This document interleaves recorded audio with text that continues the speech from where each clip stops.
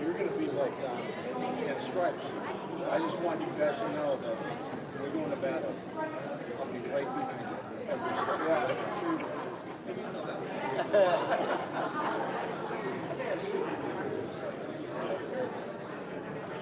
No one's going to be like that. We'll be right there.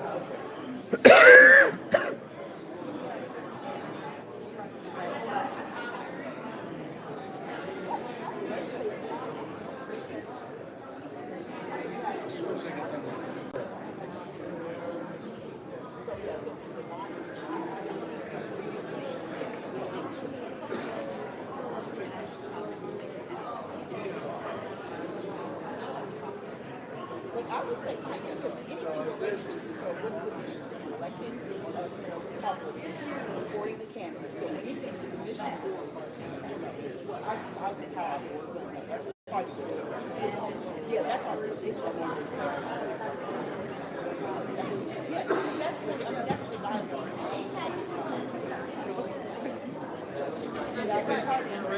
Well, you need to see this paper. I need your help on some of these because I can't. I can't. I've got 10 Oh, upstairs. Just to the screen. Real quick.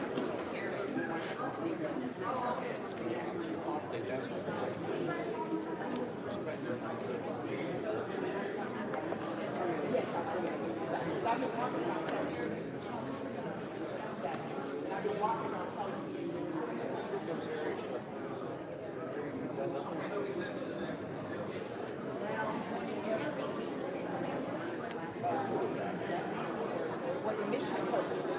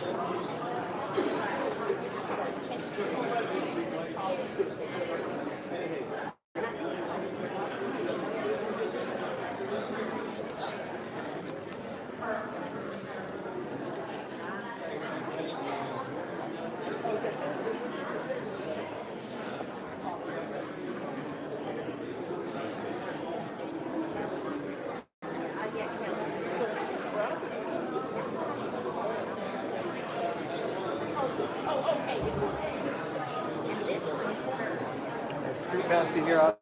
Yes. Hey, I'll be up there in a second.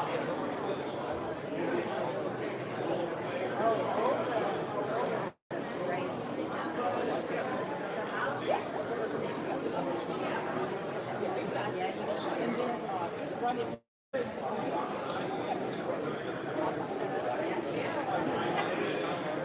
Because that would show that you guys came back.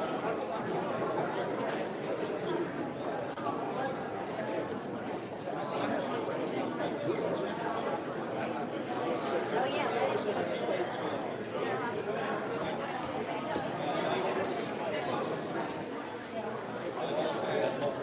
Just texting you some credentials because I'm going to show you this real quick and then we'll head upstairs. Sorry, guys. You got your big boy. He's got a big tab.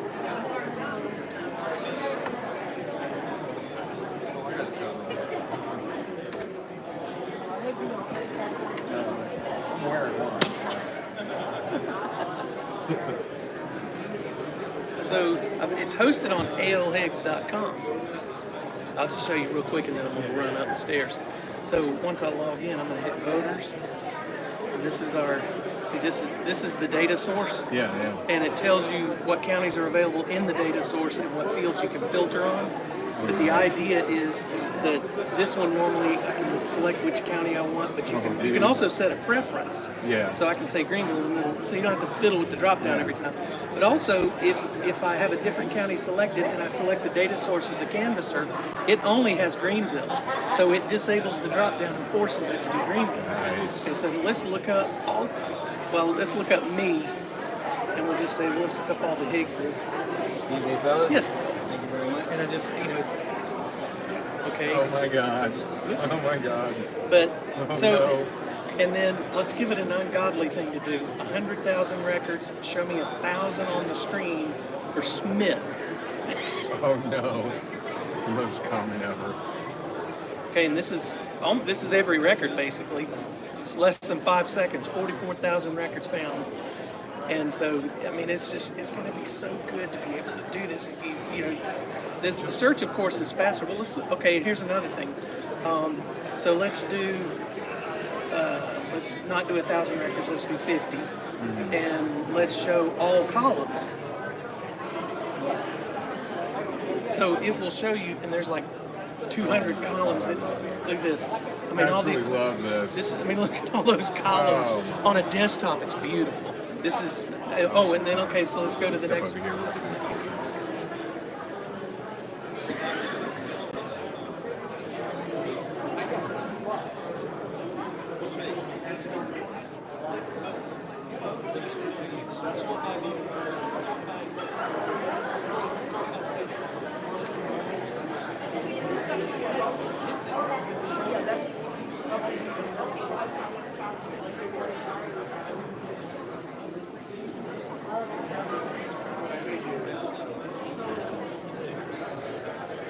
Anyway, that was a lot of fun. This is wild. It will be very. Oh, and they haven't got Excel export, click, upload templates, tell it how to put the data in. Because it's like impressive. Voter ref is already in this. It's not like the data is seen.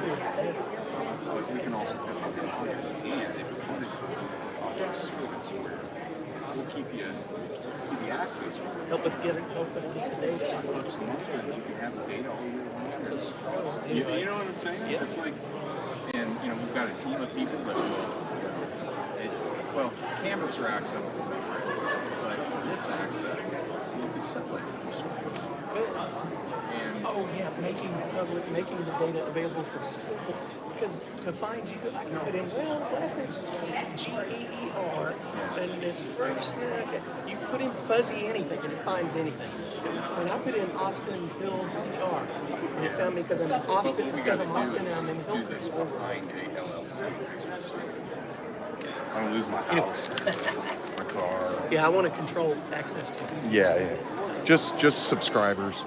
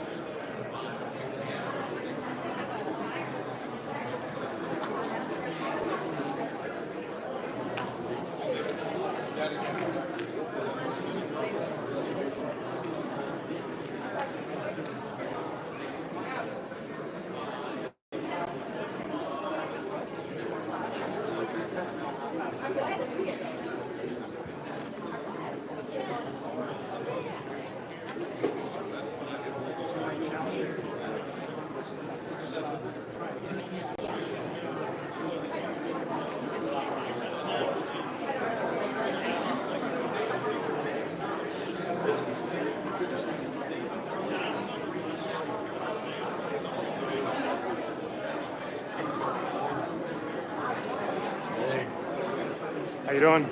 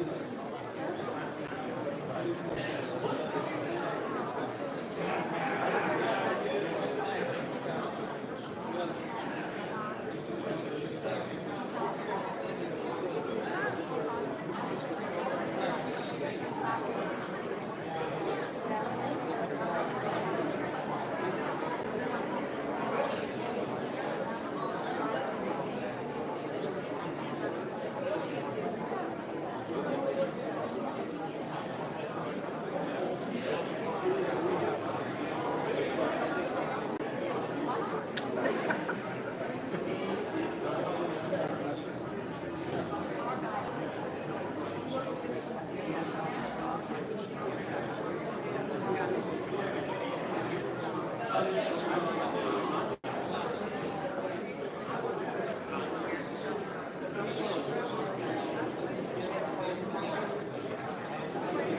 evening, everyone.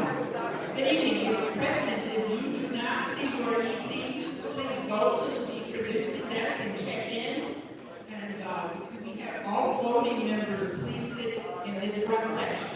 Okay? And we'll get started.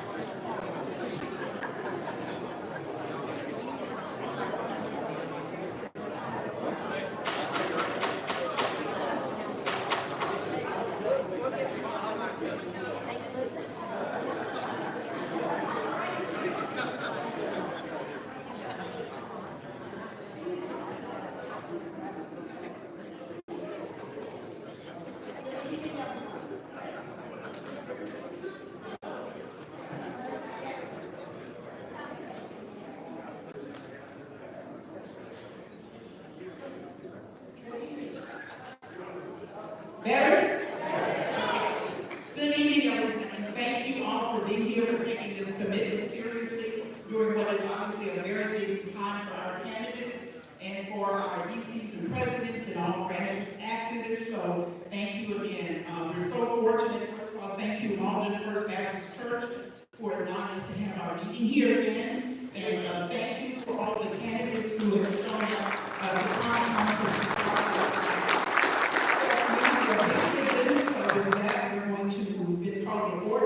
So we're going to get started with our opening prayer by Michael.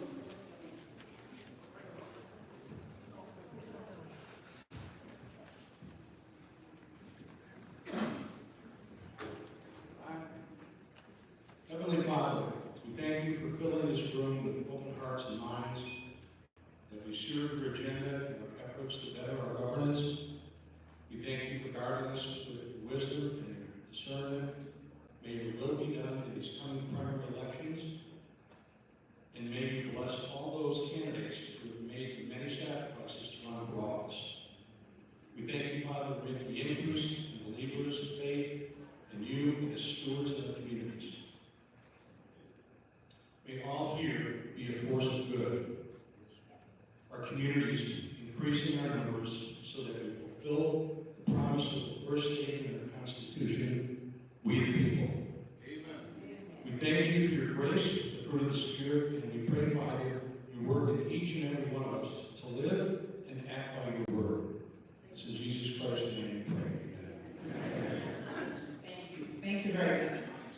So the Pledge of Allegiance, could we have Jeannie? The flag is there.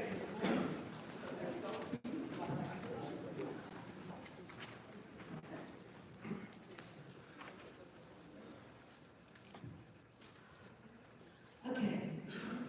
I just wanted to tell everybody that if we don't have your email, there's still sign-in sheets out there on the way out. And I'm sorry that I look too fast enough to get it. All right, let's put our hands.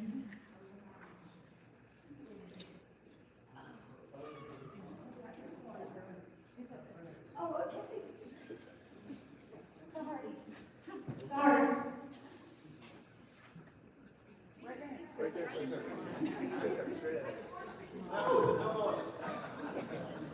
Ready?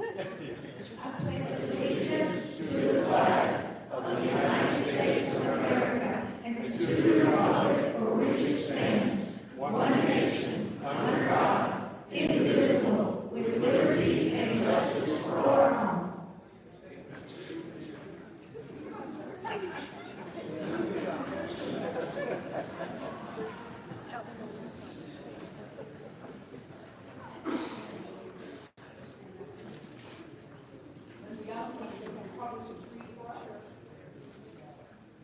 I do not choose to be a common man. It is my right to be uncommon. If I can seek opportunity, not security, I want to take the calculated risk to dream and build, to fail and to succeed. I refuse to barter incentive for dough. I prefer the challenges of life to guaranteed security, the thrill of fulfillment to the stale calm of utopia. I will not trade freedom for beneficence nor my dignity for a handout. I will never cower before any master save my God. It is my heritage to stand erect, proud, and unafraid, to think and act for myself, enjoy the benefit of my creations, to face the whole world boldly and say, I am a free American.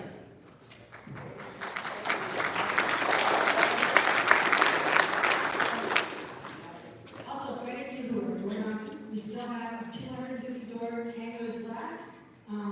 They are just plain get out the boat door hangers that you can put on the door. On the back it's blank so that you can put the candidate information that you want to support on the back.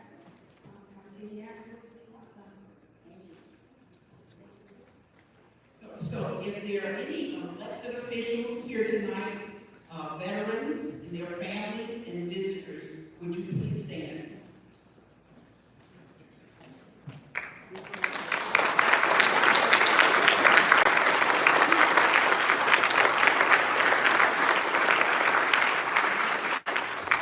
Thank you for being here. And I'd like to remind everyone of our meeting calendar, weekly coffee and politics, and of course, right now up until the 11th, our main get out vote action is reholding candidates with door knocking and phone banking. So from now until a week from today, or 90 days from today, it's nothing but candidates and voters that should be our focus. So with that, I'd like to say how really fortunate we are to have such a great response from County Council candidates to this meeting. We really appreciate their being here. I'd ask them to take a few minutes to each give their stump speech, a couple of minutes, and then also if they choose to take questions from their constituents, we want them talking to people who can actually vote for them. So we'll do that. So with that, I would like to invite the first candidate on our list up, Mr. Gary Collins, who is a candidate for County Council.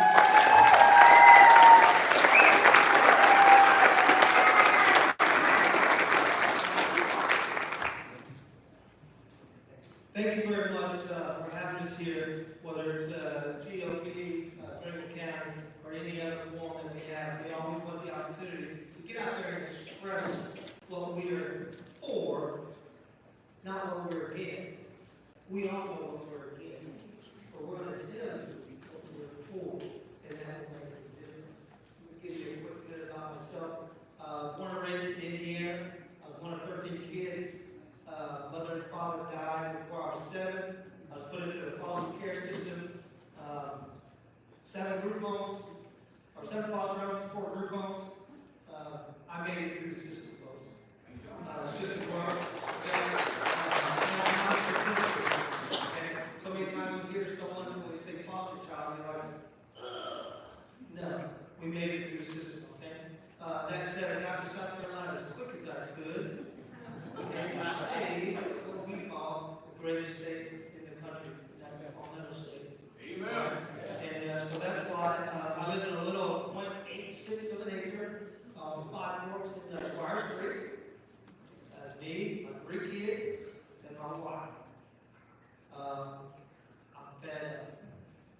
I've been doing my research since about January last year. I told my wife in May last year, I think I'm going to do something about this because either be quiet, get out of the garage, and do something about it. I launched. So I met with Mr. Kerwin, that's my opponent. I had nothing personal against him. I met with him as a military retiree, as I am as well. I said, you know, it would be the most courteous thing to do, and to show respect. So I asked him to meet with me. That took about 10 attempts.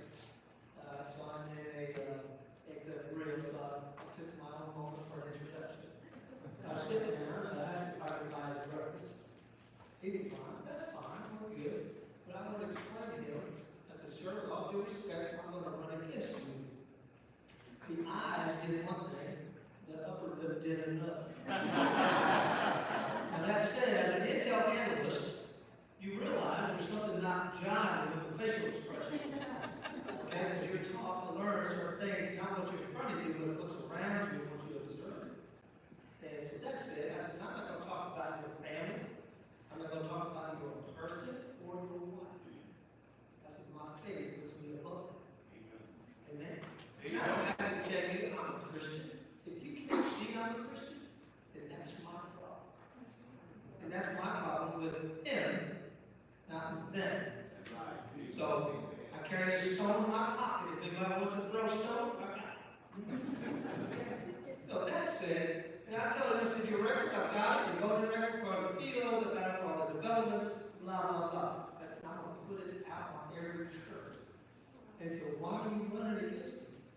And it just so happened the traffic was back up by the exit grill.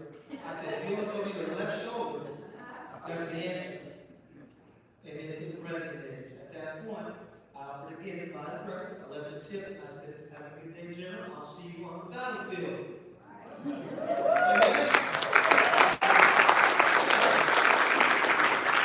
I said, I hired a couple guys, volunteered a couple ladies that are just remarkable. We started researching. My brain is hemorrhaging. Okay? Here's my role every day since the first week of March. 6 days a week, 9 hours a day. I'm knocking on doors. As of today, I'm over 9,126 doors.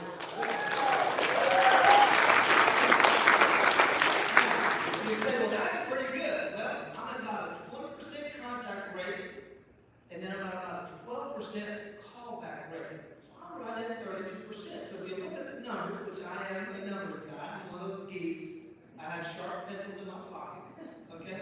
So I look at the numbers. Out of 5,230 some votes, thank you to Scott here. So I break that down by precincts, not 12 in my district. And then I have to say, okay, he's never been challenged in a primary. You see what I'm saying? He's never been challenged in a primary. So that's going to happen. So I'm challenging. So now I have to look at the numbers. The numbers won't lie to you. Everyone else will be disingenuous. Okay? So that said, I need about 172 votes per precinct. And I'm going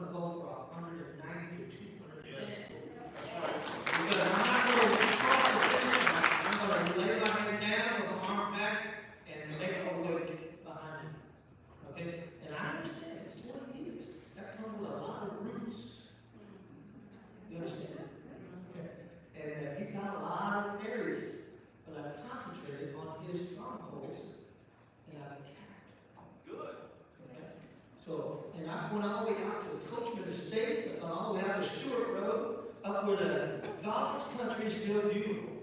No levels. And I tell you, I walked up to the guy's house. I belong with him. Well, son, what do you want? Well, I don't want anything. I just want to know if you have any issues with the county. No one's ever been. I've lived here 74 years. No one's ever come and asked me. Well, it's a new day. I need your input. Collectively, we can make things better. And we sit there and have mental cheese sandwich and tea. Amen? So, anyway, that's it. Am I good? Okay. So, that's it. That's my run. And we're going to get this, and hopefully, we're going to knock this out. We're going to take our council back. Amen?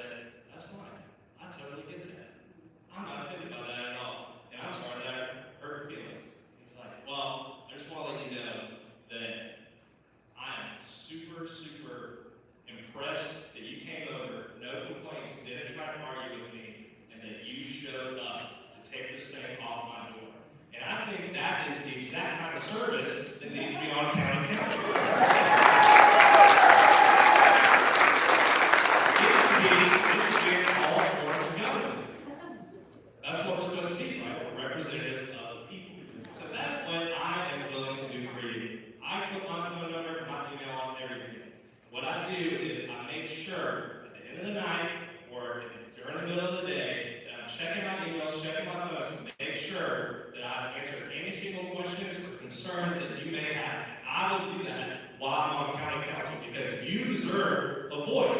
Y'all pay for us. You pay for my salary. You deserve a voice. So that's all I got. God bless. Thank y'all so much. Have a wonderful evening.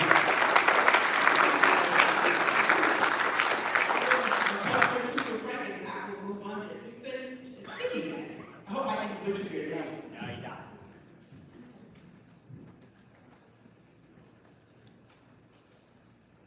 Ready to give you a great introduction. Yeah, it's very nice to Frank and Jay. I've enjoyed getting to know both of them. I've actually sort of ended up walking some of their coattails as we're knocking on the doors. And you see the door hang to your left, and you guys switch neighborhoods, and it's always sort of an awkward start when you realize you're the third person to knock on that door. But my name is Ethan Jensen, I'm running for District 22 County Council, like you said. And sort of everybody has these good knocking stories, but I sort of wanted to talk about that too. Because I knocked on the door, and I talked to a woman that I actually met at one of these events. And we were talking, she said, "What do you do?" I said, "I'm a lawyer on Church Street, work at a small firm with my sister. We represent real, everyday people. We don't represent corporations, we don't represent developers," and I sort of went through my whole spiel. But then she says, "I know what you do, but how'd you get here? What did you do?" And that was kind of a nice question, because nobody really asked about the background, they sort of asked about the now. So I moved up here, and I went to Harvard. And I love Greenville. And I went back home to Columbia that summer, and I worked for the House Judiciary Committee as a page. And this was when they were redistricting, they were talking about redistricting the Senate districts. And I literally spent my summer with an expo marker drawing these really fine lines on these district maps, trying to set it up. And I had no idea why it had to be so complicated, why I had to be the dumb kid that they were paying minimum wage to draw these lines. And I got a call, and I like to think I'm the only person in this room who's hung up on the Speaker of the House of South Carolina. I got a call, didn't know how to transfer the phone, I hung up. I thought I was going to get fired, I freaked out, I called my dad, and I said, you gotta keep picking up from work, this is embarrassing, I gotta leave. And that was my first foray into getting yelled at in politics. I got a call back, and I got yelled at on the phone for not knowing how to answer. Fast forward, I started working for a senator in the Trump election. I also got yelled at a lot on the phone. But the more I would get yelled at, the more I would actually understand what people were mad at. And it boils down to two things. It's property rights and it's crime. Those two things, property rights and crime, are what I see every day in my office when real people come in and they want my money. The county is telling you what you can and can't do with your land. But what are they doing in development content? They let it break the zoning, and they give a tax break for it. And then the county comes after my client for having a fence that's too high, or not being close or too close to the setback line. And that's not right. And people are worried about crime. They're worried about people coming in from the border. They're worried about drugs. They're worried about everything. But the county's not doing anything about it. County council's not giving sheriff's department increased funds. They're not giving them resources, and they're not giving them the stuff that they need to hire their officers and to get the qualified candidates and resources that they need. And those two things are something I see every day, and that y'all see every day, and y'all have to live. And that's why I'm running, is because Greenville County needs an advocate. Greenville needs someone who actually has the backbone to stand up, not give in to special interests. I've worked behind the scenes in politics. I know what it's like to lobby a little guy. And I promise you, I don't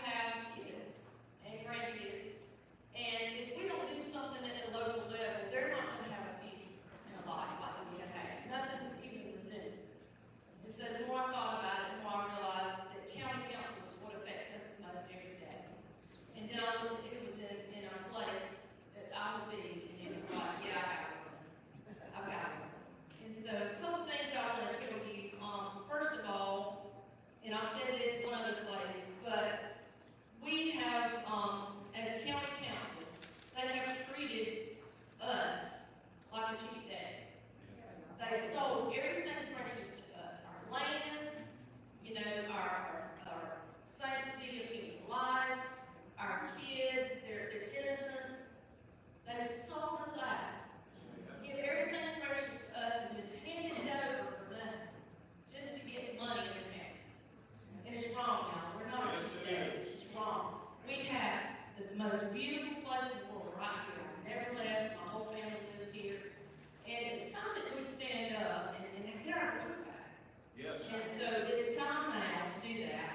We're selling our places out. The philos, the tax increases, everything. We're giving everybody everything while we're taking the taxpayer and beating them around. It's just wrong. It's just wrong.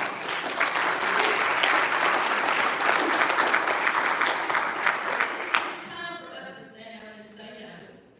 And I'm going to say this too, I haven't said this publicly yet, but I'm going to tell you something that makes me mad is when I ride up to the glass palace, that's what I call it, and I go on the 4th floor, and I see this line of parking spaces, nothing on the 11th floor, because, you know, it's the people that park there are too good to have anybody behind. But there's no place for our handicap or our veterans. What the heck is that? Is that not elitism at its base? Yes, it is. Does it not make you angry that our veterans cannot walk to that wall and see their name?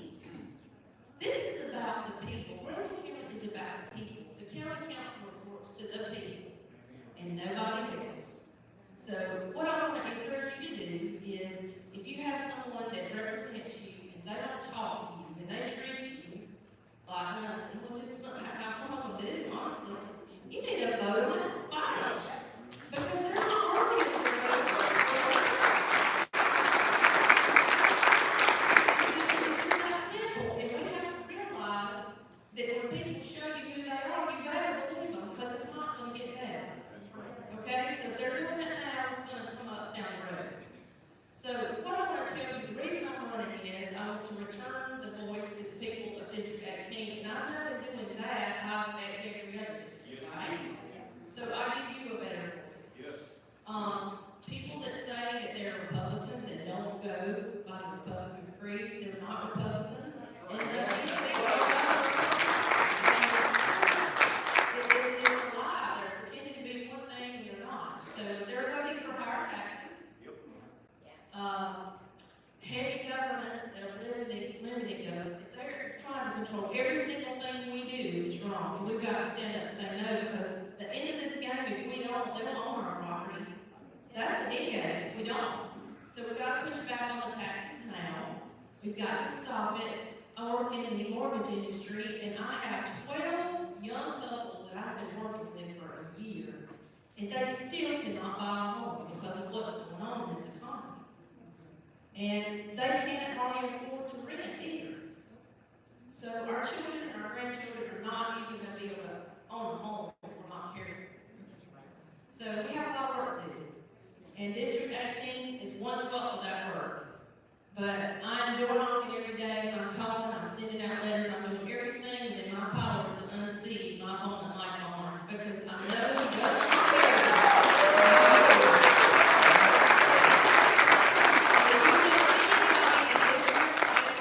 Please tell him it is time for change. Yes, it is. And you know what? I'm going to help people in your district too, because we've got some great people that have already been up on the stage, y'all. We are so aligned, it's not funny. And that doesn't happen by chance. It doesn't. We've got a lot of good people on it. We can flip that vote this year if we all stick together and pray together. And it's going to take a picture. Thank you so much. I appreciate it. Anytime I can help you or talk to you, please give me a call. Kelly Long, District 18. Thank you.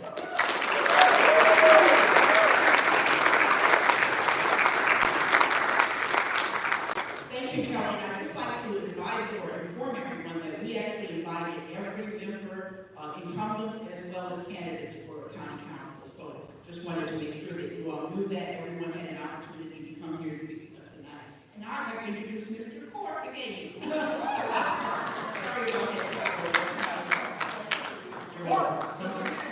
Hey, Court, I don't even have to know my name sometimes. My wife laughs at me, but anyway. How you guys doing? Thanks for listening. I'll keep it short. I'm not going to rehash and kick the dead horse. I'll just tell you, I grew up in New Jersey. I'm not from here.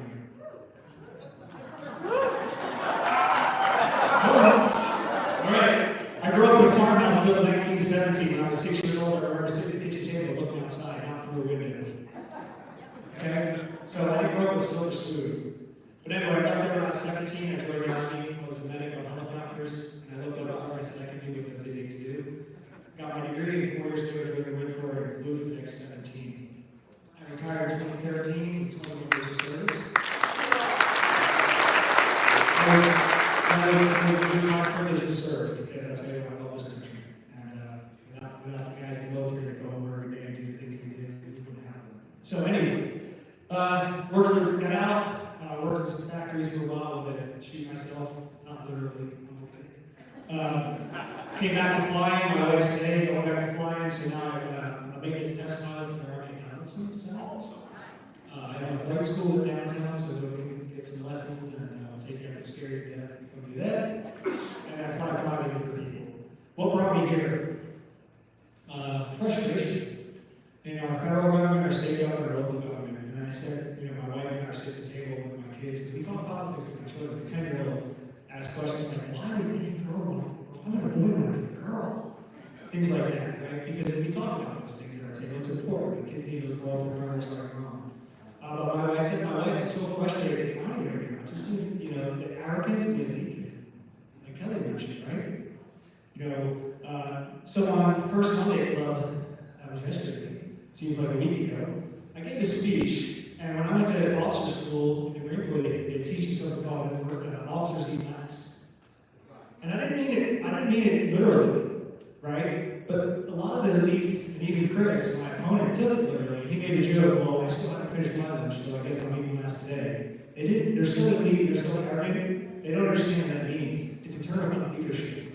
And that when you're serving people, you're serving your Marines as an officer, you work for them.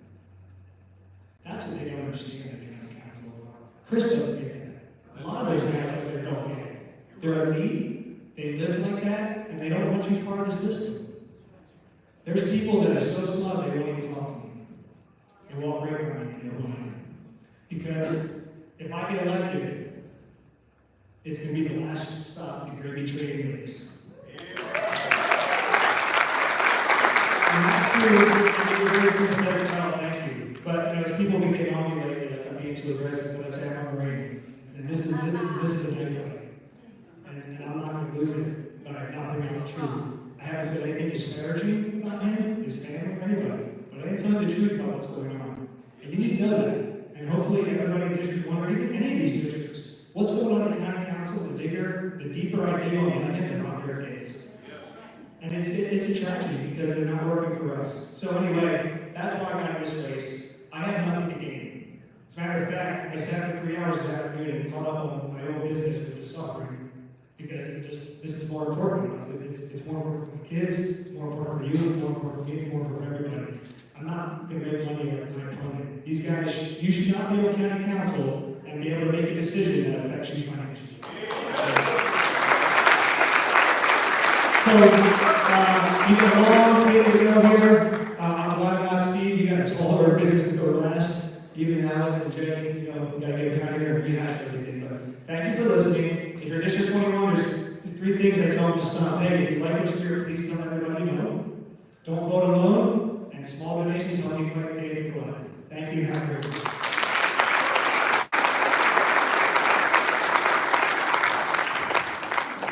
Next speaker is Alex Reynolds, a candidate for District 20. Thank you. Sorry for my time.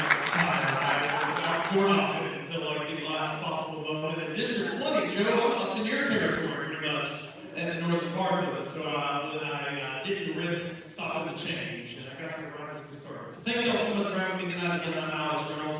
I will admit, I got to this area a little later in life. I'm from pretty rural East Tennessee, little town called Greenville, Tennessee. If you've ever been there, Tusculum University is their oldest school in Tennessee, by the way. Beat the University of Tennessee by like 4 months, so that's our kind of thing.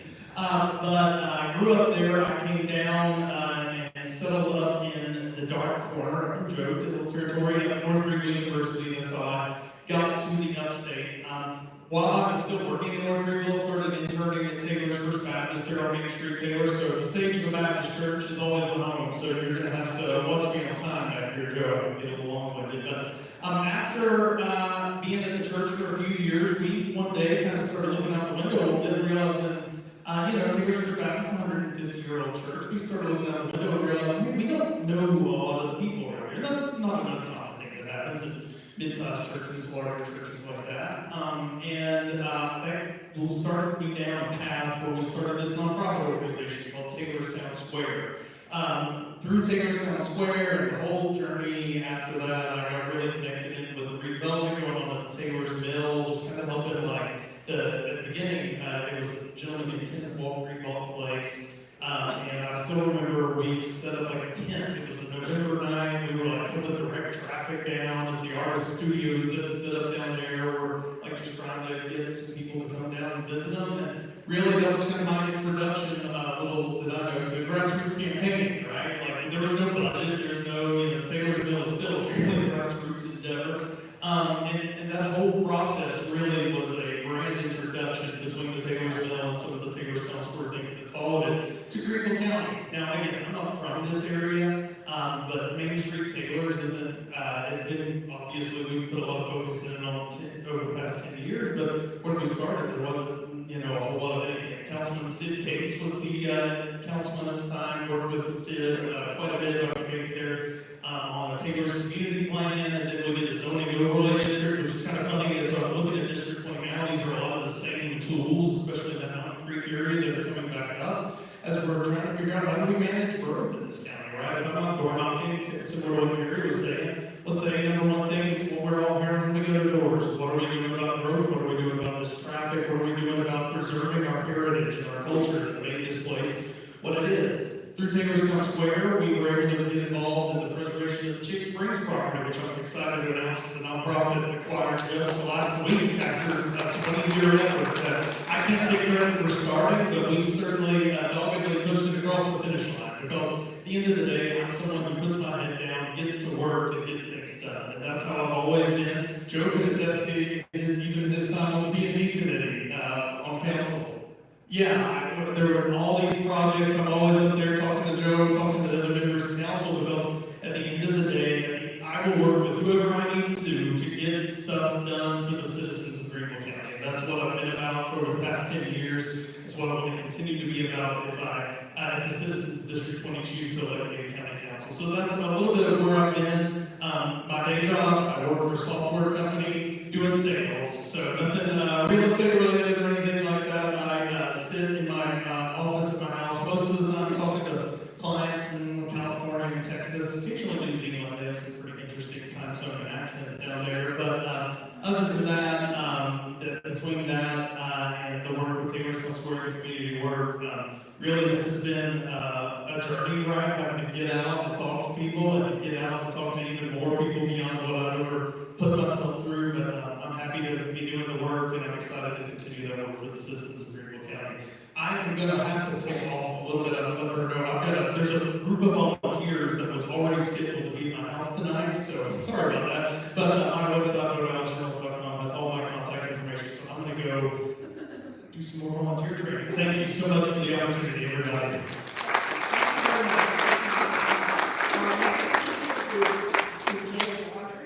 And would you please come up?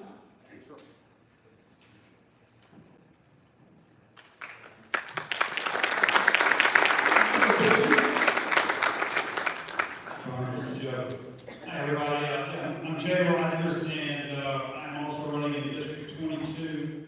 I'm also a lifelong resident of Greenville and have been thinking about this race for a while. Started thinking about it last year. I've been on the planning commission for 9 years and it took me a while to realize that we weren't doing a whole lot of planning on the planning commission. And I realized we need to do some planning in this county and we've got to recognize that if we don't, then this growth is going to overtake us and we're all just going to be drowning in traffic and crime and we're going to become like Atlanta. So that was my major motivation in wanting to run for county council. I realized that the planning commission really just votes up or down on individual subdivision applications. And by that time, most of the decisions have already been made. And so if you really want to change things, you've got to rewrite the rules. I've been sued 13 times on the county's planning commission because I took the position that if the infrastructure was not there for given development or the neighbors just didn't want it, then I was going to vote no. And we got sued. The county attorney hates me. You know, the planning commission never got sued before I got on there, and now what happened is business. But that's what you got to do because neighborhoods are the beating heart of Greenville. Greenville's the only home I've ever known, and neighborhoods next to families are the most important thing out there. They are the families of cities and communities. And if you don't protect neighborhoods, then you don't have a community. So my whole campaign has been about putting neighborhoods first, and we've got to organize around our neighborhoods. And if the development is coming down the pike and is opposed by the neighbors, or if the development of Greenville County in general is at the expense of the existing neighborhoods, then I'm going to fight it. And that's why I want to get on Greenville County Council. And we lost most of those lawsuits because the rules are written in such a way that if a developer comes along and he's checked all the boxes, he's got the right setbacks, and he's got the right number of emergency exits and whatnot, then the courts kept sending these cases back to us and saying, you've got to approve them, or we're going to hold you in contempt. That's when I realized we've got to rewrite the rules themselves. We've got to rewrite the rules to give the county's planning staff and the county's planning commission the discretion to say no when the neighbors don't want it and when the infrastructure is not there. That's right. So that's what I'm going to do if I get on county council. I'm going to rewrite the rules. You know, a lot of people, everyone recognizes, my opponents, we all agree that the traffic is ridiculous. I haven't met anyone who thinks that the traffic's very agreeable or that the roads are in great shape. But we've got to recognize that we've got to be smart if we're going to be able to dial back development in a way that can withstand court challenges and that will not choke Greenville to death either. And so if we can do that, then Greenville will continue to be a place where our kids want to come back to when they grow up. We want it to be a vibrant community. We don't want to be a dying community. There are a lot of those in the Rust Belt and the Midwest and whatnot. We don't want to go down that path, but we also don't want to sacrifice the quality of life that we all live, love, and enjoy in Greenville. And just because I desire for some abstract idea of growth. So my goal is that Greenville is the same beautiful place to live 30 years from now for my kids as it was for me to grow up in. And we all got to work together to get that done because it's not going to be easy. Everyone really wants to move here. So we've got to be smart about that and do something about that. And if you put me on county council, I will. Thank you.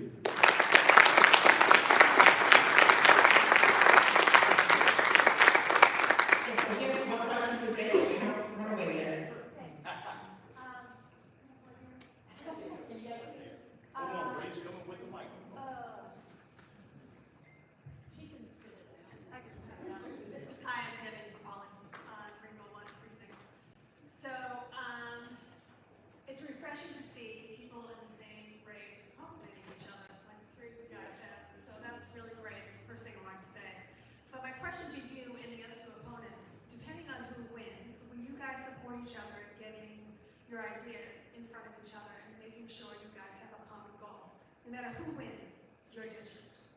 Absolutely. I mean, I think, and I feel like, I want to talk to them, I feel like they agree. We're all Republicans. You know, sometimes it feels like people overlook that. There is a Democratic opponent in the general election. Even though this is considered mostly a red district, you know, we can't overlook that. So we absolutely have to support whoever wins the nomination, and I will absolutely do that. We're all Republicans, and we have more in common than we have differences. The differences are mostly ones, you know, fairly minor and scheme of things, and so we definitely have to support each other and get, you know, the common things that Republicans believe in. And I want to say, if you don't mind, my campaign is mostly about nuts and bolts, fixing potholes, old-fashioned, you know, stuff like that. But there is also, you know, values war going on in this country. We can't ignore it. And you know, that is something that Republicans, you know, are together on, and we've got to stay together on, because there is a disease in this country, you know, that involves, you know, believing that America is bad, that Western civilization is bad, and who's going to, and hats off to Mr. Farmer, who's going to do that if they believe America is a force for evil in the world? Nobody. So we cannot let that disease spread. It seems to be worse the higher you go up in the educational system. We have to own up to that. We have to face it head on. And so, I'm sorry, I got a little off track, but we do have that in common as Republicans. We have to remember that. We all believe that in our country, and we absolutely support whoever the Republican nominee is.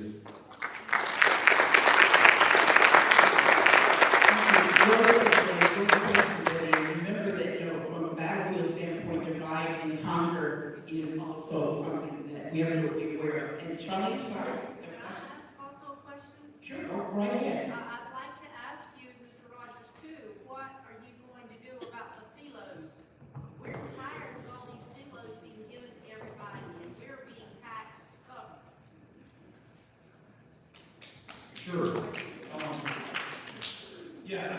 I've seen that the philo issue has become a hot button issue of this election. My approach to it is that a philo for a manufacturing business to encourage them to move here makes sense. It just does. Not to bore you with the numbers, but the Constitution of the state of South Carolina was adopted in 1895, okay, when the Civil War had just ended and the manufacturers were hated because they were in the North, okay? And so manufacturers were taxed at a punitive rate of 10.5% assessment ratio. On your house, you pay 4% assessment ratio, and normal regular businesses pay 6% assessment ratio. So to bring a manufacturer here and tax them at a punitive rate makes no sense to me. So I think a philo for a manufacturing business makes a lot of sense. Those businesses pay the tax bills for all of us because homes, by and large, are a break even from a tax standpoint. Rooftops, the taxes you pay on your house barely cover the services that are given to you or provided to you in terms of sewer, water, fire, police. And so to really square the circle tax-wise, you've got to have a manufacturing base. And so philos are important for bringing a manufacturing base into the county. Now, using philos for things like affordable housing projects, I don't think that's the right thing to do. I think it's a band-aid approach, and I don't think it really addresses the housing issue in the county. So I think that's a misuse of philos, but the traditional use for manufacturing, for me at least, I feel like is appropriate. And I know people are going to disagree, and I respect that. Manufacturing, but what about all the banks and all the others that have been given all of that? That's not manufacturing. Well, if it's not manufacturing, then I think a question of use because it was really designed back in 1989, the philo statute was adopted to bring in manufacturing. And manufacturing is the backbone of any strong economy. So anything other than that, I would disagree with.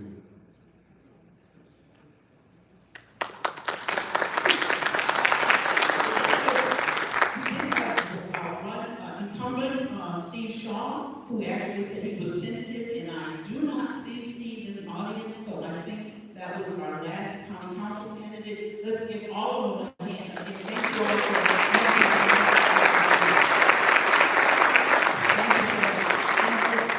I will ask our chair of our credentialing committee, who's well known around the state for his credentialing capabilities. So Joe McLaughlin, would you please come forward?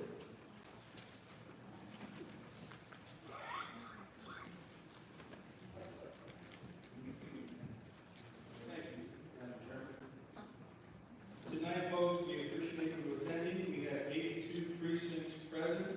Out of those 82, 8 were proxies that came in via email, text, and paper forms. So thank you so much for coming tonight. 82 precincts present.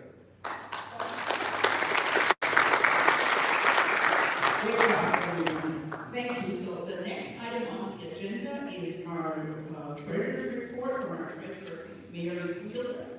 And here she comes in her beautiful Republican red.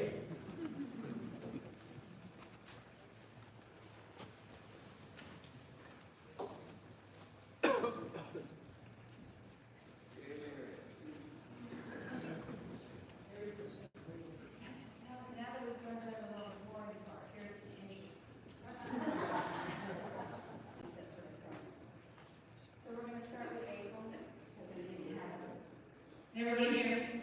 Yes. Now? All right. Beginning balance on hand for April 1st was $5,345.64.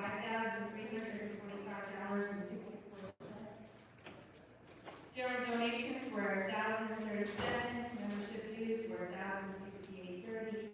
Yes, thank you, everybody. Total income for the month was $2,105.30. The expenses we had was the meeting venue at the Hilton, $668.66, and then general liability insurance, which is $50.50.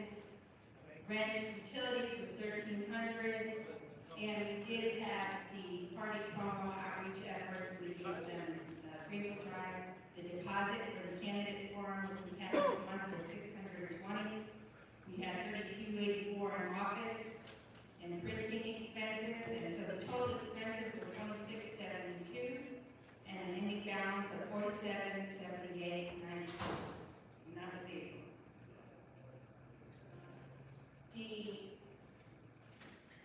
All the budget, the treasurer's report, and the bank statements are not posted yet for May because I'm waiting on the bank statement. So as soon as I have that, we'll get it posted. And on to May. So we started with $47.78.94. Membership dues were $886.80. Party promotional outreach. I divided it because we had the candidate forum, and I thought it was important for us to know how that, for everybody to know how that turned out. So that was $57.67.54 for the month of May.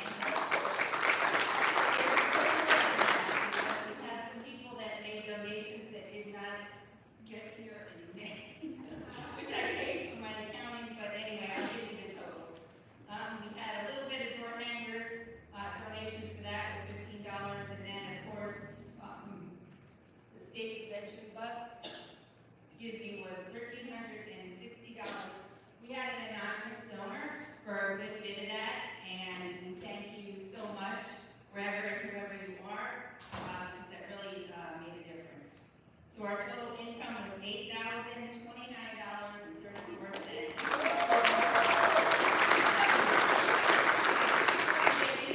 Excited, we're having all this like big money for me. So the expenses, on the other hand, the party, the candidate forum, $24.80, and that was not the totality. I will give you that. We did get banners for the candidate event, $138.12. We did get a gift for Bill Brady. It's Talk Radio.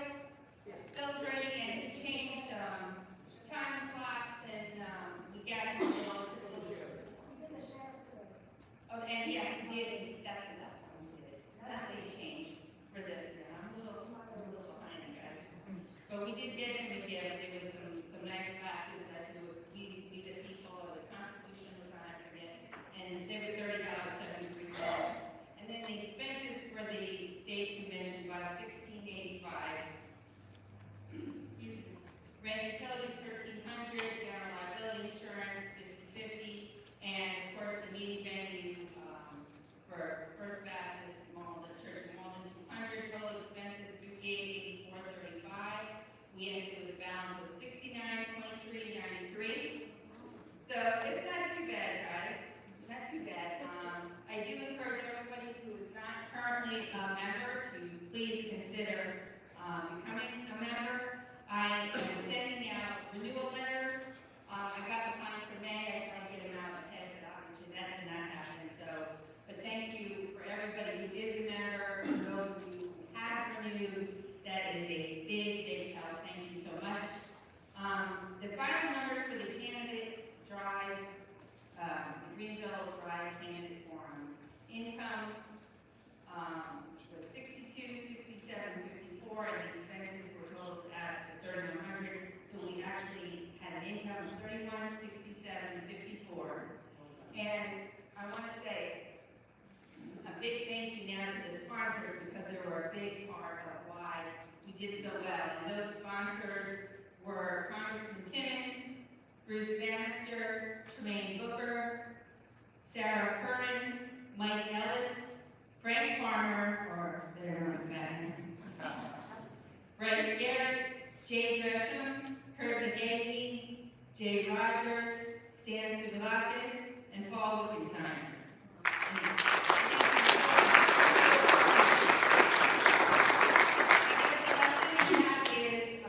We always ask for donations during the meetings. We will not be collecting here in the church, but there will be baskets outside.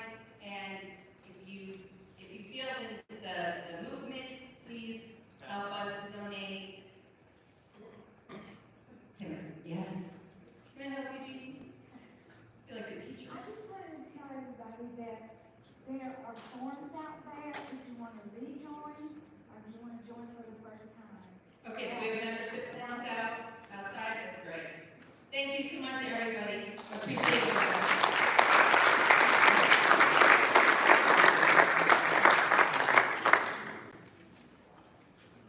Great job. Thank you very much. And thank you again to the sponsors and to our events team who came up with a really great idea of the Greenville Drive event that everybody enjoyed. So we're looking to do more things like that, so stay tuned.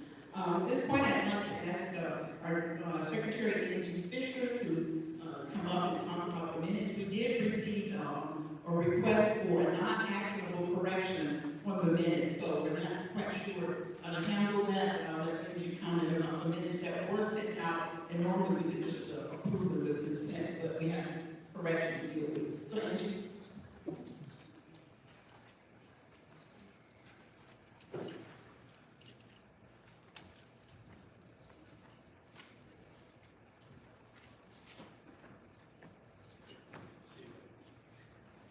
Hey guys.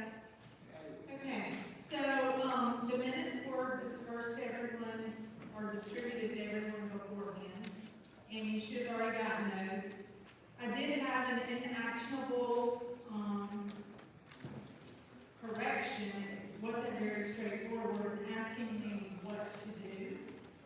So at this point, I'm not going to take action on that correction until we have further information on that. So are there any other corrections that need to be made to the minutes?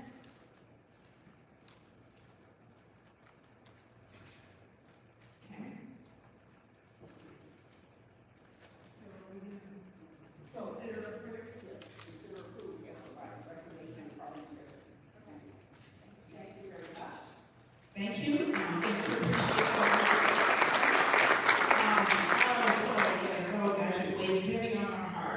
Rich Harrison also would like to come up and talk about the Health Star bill, better known as S915. So, thank you.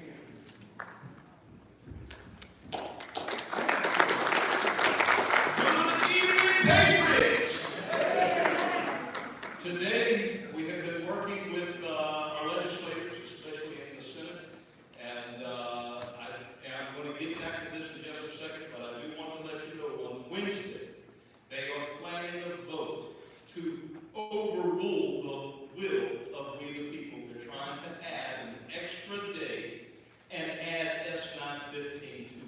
And in just a couple of minutes, I'm going to go over with you how we, the people, can stop and we can. First of all, I want to let you know today has been a busy day for me. Today, I was working with a very prominent member of the Trump campaign. And he said, Harrison, we're watching you at the Greenville County GOP. He said, we know that you have censured the unjust, I call them covenant breakers because they are. He said, the unjust members that call themselves Republicans from county council. He said, well, what are you going to do about it? So that's my question to everyone here. We have censured the covenant breakers. What are we going to do about it? Because the nation is watching, the state is watching. So I want to remind you of the covenant breakers. There's Dirty Butch Kirby. Yeah. And why is he dirty? Because Dirty Butch Kirby broke his promise to us, we the people. He broke his promise to our Republican platform, and he raised taxes. Well, what's worse than that? Dirty Butch Kirby sided with the perverts. And he said, yes, let there be explicit LGBTQ pornography in the 4-year-old section. So what are we going to do? We're going to vote him out.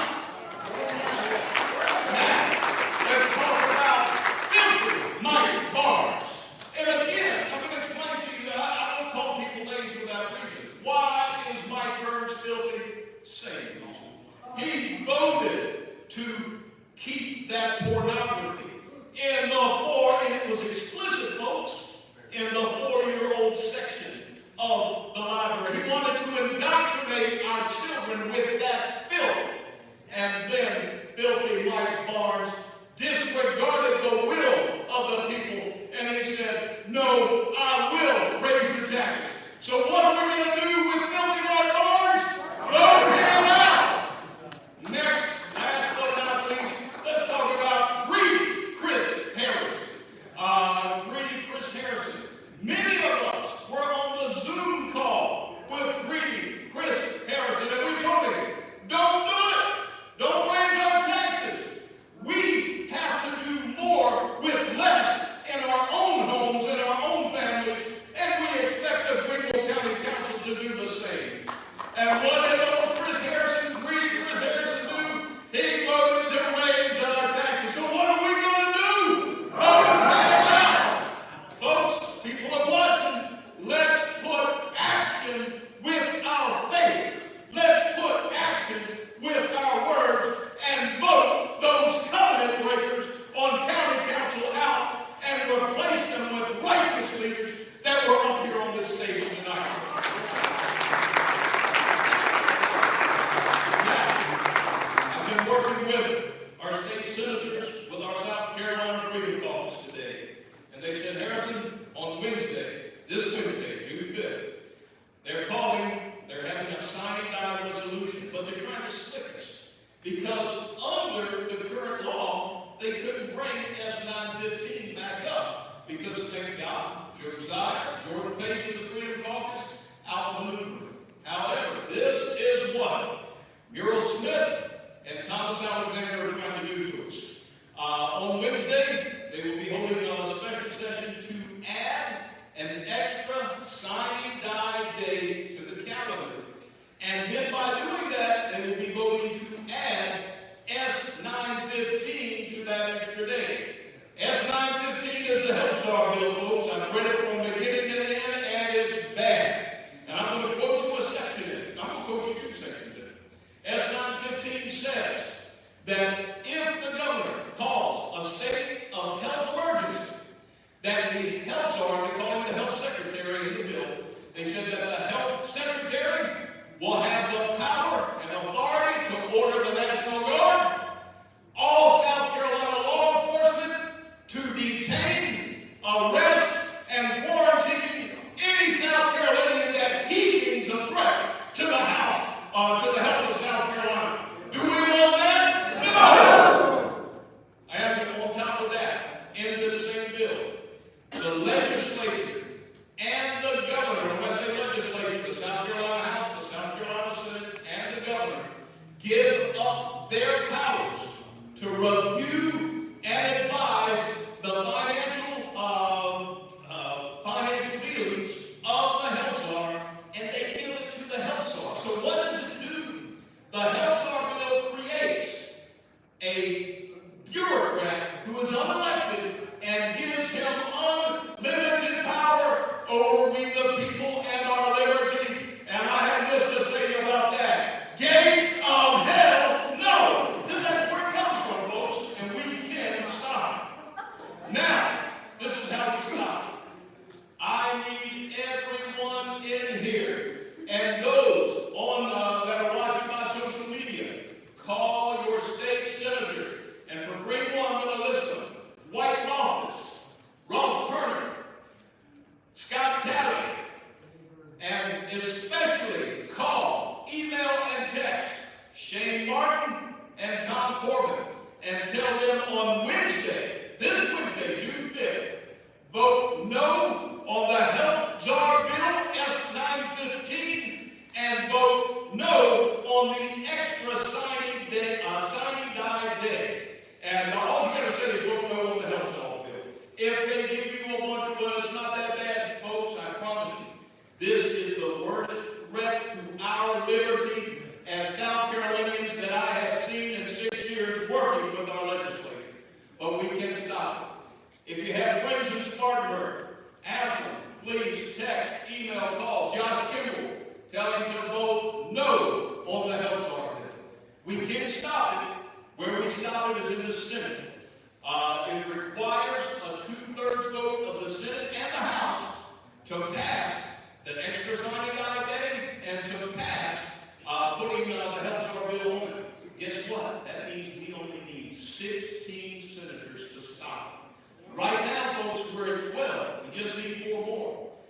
Together, we can stop the health STAR bill. So that's it for tonight. Please call your senator, your state senator, tell them vote no on the health STAR bill. Yes, Susanna? Well, I just wanted to tell you, it's not just for, this is not a threat just to us, it's to the children at school. And I want you to go to Palmetto Promise, because the governor is pushing this bill to Palmetto Promise. And I'm telling you, it's not good, because they want to eventually have the schools to have clinics, and they're going to vaccinate. If they're going to do that to us, imagine the kids at school. This is no joke, people. We need to protect the children. Enough with wokeness, enough with porn in the schools. Amen. You know, they took 3 books out, and I know why. Because it's election year, okay?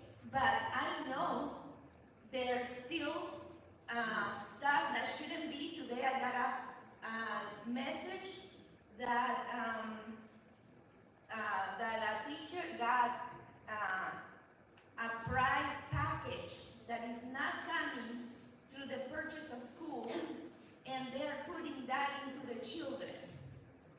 So we don't need that pride stuff, because that pride, it doesn't get nowhere anybody, because you know that 2 women cannot produce anything and 2 men either. Okay? Thank you very much, Susanna. We appreciate your passion about this. We're focused on the health STAR bill right now, but thank you very much. Thank you for your time. Thank you. Thank you very much. Folks, again, thank you so much. Tonight, remember, James 2:17, what does it say? It says, faith without action is dead. So beginning tonight, let's put action with our faith. Let's put action with our words. Let's remove the covenant breakers off of county council, and let's tell our senators, vote no on the health STAR bill. Yes, ma'am. So is that our best course of action, is to call and email, or should we also have hundreds of people show up at the State House on Wednesday saying, I will not comply, vote down 915? And yes, I agree with you. Showing up in person is the best way. Unfortunately, I'll be worked on Wednesday. I wish I wasn't, but well, I'm glad I am. I got to earn a living. But anyway, if you would like to head that, get it with your mom. I will help all that I can, but you are absolutely right. If we show up in force, in person, I promise you, they will hear our voice. Thank you very much.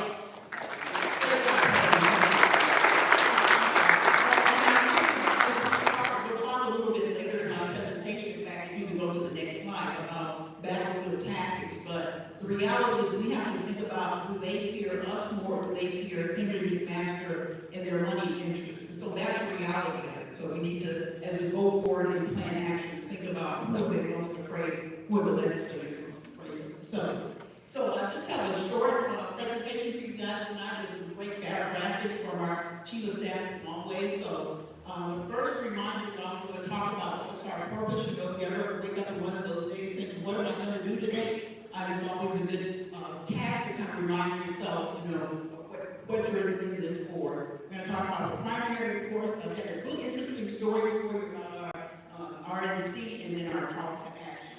We can go to the next slide then. So the purpose of a reminder, this is point 2. This is the purpose of the Greenville County Republican Party shall be to promote the Republican philosophy, principles, and creed throughout the county, to work with the election of the party's candidates, and increase the effectiveness of individuals in the cause of good government through political participation.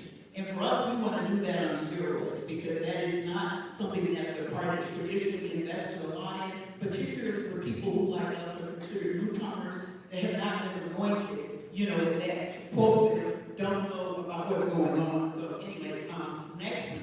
So the June early absentee voting update. As of Saturday, thank you to County Laundry and his staff. The update, there were a little bit under 5,000 early voters total. So that's for the county. And we looked at the statistics, and what we see is that we expect those to ramp up. You start to see, as with anything, you know, those numbers will increase as we go throughout this week. And of course, Friday is the last day of early voting. People, you know, a lot of us Republicans who said we wanted the same day in place voting, but the reality is early voting is very convenient for a lot of people, particularly elderly, you know, seniors and people who are working or traveling. Just one recent item from Conway's office, a polling place update. There was a renovation church not finished their renovation in time, unintended, and so now since Bill 2 and 4 are voting at Plainview Elementary. Get out the vote tool, thank you, Linda Young. She took it to, she talked about it earlier, but it's a great tool. She just took the initiative, had this printed in for anyone in the group, so thank you for doing that. You know, again, let's focus on get out the vote for the next couple of days, and then, let's see, and then what have you done for your favorite candidate lately? I mean, you see these guys sitting here, you know, like Jay talked about, they're exhausted, you know, they work all day, and they're gonna come at this meeting, so think, you know, what have we done to support them? So that's an RNC update. So this is fascinating. First of all, a big thank you to all of you in the audience who voted for your colleagues to go become delegates to the House. We cannot I mean, you know, I could have lost the bet for $1 million if somebody asked me, you know, 15 years ago if I would ever be traveling. And this is particularly important because it's to vote for Trump. It would not be the same if it would vote to vote for some people whose names I won't want to mention, but so thank you very much for that. So thank you for voting for your teammates. So it's interesting, the RNC actually took over, so this, I won't bore you with all the details, but you actually have to vote in committees, just as you do at a regular reorg. You vote in committee members and other officers as part of the state delegation. Every state does this. And what's interesting was that the RNC actually took over our state elections, just as the SCGOP took over our reorg. So it's pretty fascinating. You know? So we voted in the slate that President Trump wanted. So we did that, and then there was a following meeting where the SCGOP held an alternative election. Of course, we were smart enough not to do that. You know, we went along with their takeover, you know, of ours, and we prevailed. So with the SCGOP had a secondary election, and the real push was to get two people who had not been Trump supporters on it. So to join the name Chad Conley, who was not on the Trump slate, and a lady, because he had been a DeSantis supporter, and a lady named LaDonna Riggs, who was also not there because she had apparently, reportedly during the 2016 convention, been promoting a war fight and promoting Ted Cruz. So this is our history. Still there? Okay, gotcha. Okay. So this is history, you know, some of the history that people are providing. So long story short, I mean, I was sitting next to Chad Conley, as was Harrison, and I couldn't believe it when I, you know, made a point of information to our state chair, Drew McKissick, and said, Chairman McKissick, we already voted in the slate. And Chad Conley said, the RNC doesn't run the state party. Well, if you read the Republican platform, I mean, all state parties exist as, you know, chartered by the RNC, just as county parties are chartered under the state. So it's really shocking. I mean, it's really an interesting event. So apparently there's this dueling slate. I will tell you that the two committees that President Trump is, you know, very much interested in are rules and platform, and these are the ones that he wants people who are longtime Trump supporters on. You know, which I think is very smart. Now, he clearly has a vision for the party and the country, and that's why he needs those tools. And for the idea, I mean, it's a little bit like somebody betting on the wrong horse. You bet on the winning horse, and they come up and say, hey, can I have some of that money? It's kind of bizarre that they're pushing this. But anyway, be grateful that the GOP, you have a visionary picture of Donald Trump.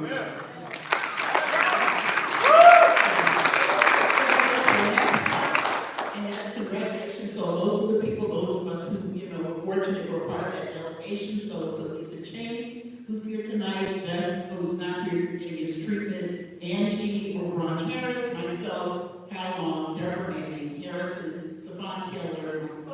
military meeting. So thank you again for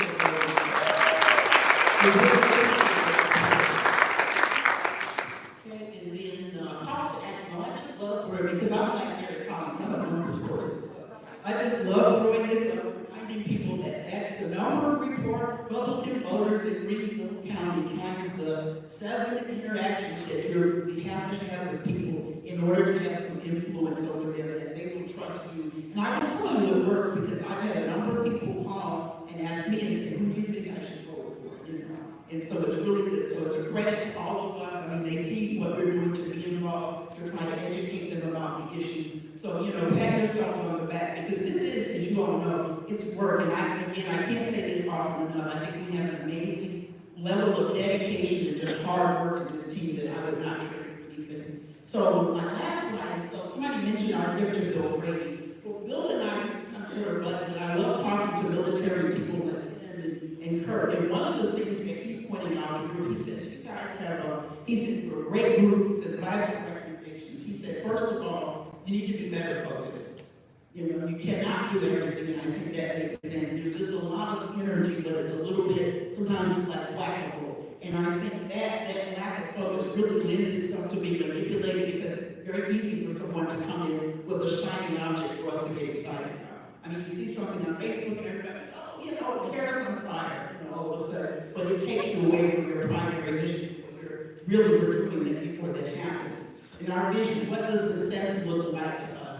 What does it look like to us? Which is, for us, it is having a much higher level of participation of citizens, non-career politicians, and governors. Values. So how do we do our job? Because you can be, I mean, I'm sure what's his face, Alvin Bragg and all those people in New York are, getting pat on the back for doing their job well, for convicting Trump of, 30 charges. But do we do our jobs unfairly? So do we harvest ballots or do we run a clean election? Do we call meetings and not notify elected officials, the party that opposed you, which is what happened in the 1st Congressional District? So that is not who we are. So those are the things we need to focus on. We also talked about emotional control, because if you're very emotional about something, you're taking energy that you could be used to doorknob or something else, and it also wears you down. So that was one of his recommendations. And also, what are the hills we're dying on? That's another back to focus. Also, know the real enemy and avoid foxhole fights. I mean, I think Jay said it earlier, he said we're all Republicans, So there's a time to sort of put those differences aside, but then also recognize the problem in our state is you have people who run as Republicans, but that's really not where, where their ideologies are. So we have to be cautious of that. And then last thing is know how to do our jobs. Battle plans, the metrics, and after action report, which is another military term I learned. And so after June 11th, we'll all get together. Our group is our DCRP analyze what we did well, what needs improvement, and basically be ready for November, and then we were 2025. And I think that is it. So with that, thank you very much.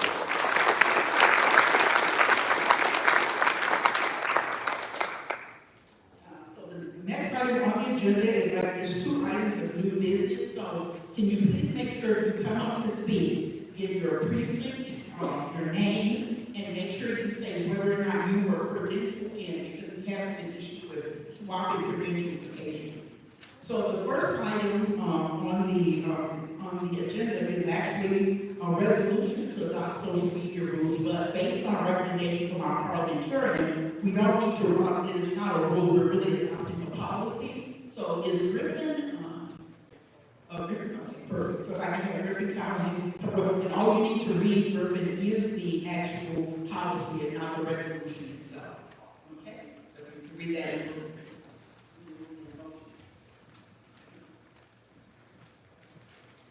Yeah, so just to run through the new policy that we would adopt. So we'll turn to that page. So number 1, actually this part is title. Greenville County Republican Party temporary social media policy.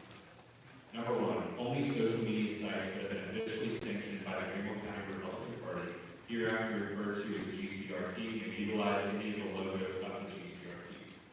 Number 2, all posts and comments must be Republican Party related and comply with current RNC, SCRP, and GCRP rules and resolutions, as well as all SC and federal statutes. Number 3, as in GCRP business meetings, Robert's Rules of Order on a quorum must be followed. Robert's Rules of Order 43:19 through 28. Number 4, and there's a little bit of a wording variation on this from what you were distributed, so I'll give the note to our parliamentarian and our secretary after this, but let me read what I have. So number 4, all posts and comments must be factual, professional, respectful, and apply only to the purpose of the party as stated in Greenville County GCRP Rule 2, with regard to elected officials, elections, candidates, legislation, public policies, or other party activities. Number 5, the use of foul or obscene language, threats, intimidation, bullying, verbal or visual harassment, violence against or by party members, derogatory comments, insults, defamation, death threats, trolling, cyberstalking, image-based sexual abuse, discriminatory remarks, personal characterizations, or hate speech will not be allowed. The offender will immediately lose posting privileges. Number 6, no official statements shall be made by any individual other than the county party chairman. Number 7, upon the first violation, the offender will be notified and lose posting and commenting privileges for 1 month. Upon the second violation, in a 3-month span, the offender will be notified and lose posting privileges for 6 months. Upon the third violation, within a 12-month period, the offender will lose posting privileges for 12 months. These will be the new, or this is the new policy that we will be adopting for social media. Thank you. Oh, actually, yes, sorry. I make a motion that we adopt this new policy. Thank you very much. Is there a second? Okay, first motion. That was Mr. Callahan, Second. 25. Okay. Okay, and so are we ready for the vote, or are we going to vote by?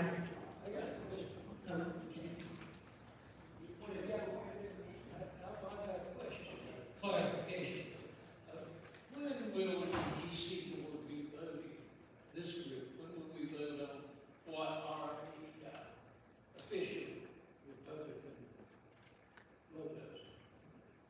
When will we be voting on that? Because the first one is very ambiguous. It doesn't say only social media sites that have been officially sanctioned by the Greenville County Republican Party. That's us, the EC.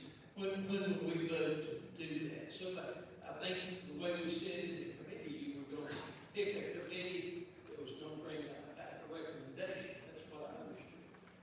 Right, well, we actually, the committee's ways, social media management committee almost already exists from a de facto standpoint because we already have the websites. So we already have the sites. They exist already. So what we're trying to do is just the one website. No, we have the official ones that we are looking at right now for the purposes, but we're including others because we have others that may not be active. But the ones that are currently most active are the official Greenville County Republican Party Facebook page as well as ECs and presidents. But we do have other social media. I'll let Larry speak to this as well. I didn't think the group needs to have some clarification because it's evidence mistakes. What we're going to be voting I think you have a very good comment, Joe. I think to be clear on that, if you could have somebody from that committee list all the sites, because I know we've got stuff on Facebook or whatever, just list all those sites for us. We have somebody read those out so we know what we're talking about, since that is in the first clause. Right, exactly. And I think with those were the resolution or the materials that were sent out. And this, I don't know if I have a copy of those, but you did very nice those. If you could just go through that list. Because again, we do have a number of accounts. We want to make sure, to your point, that people understand.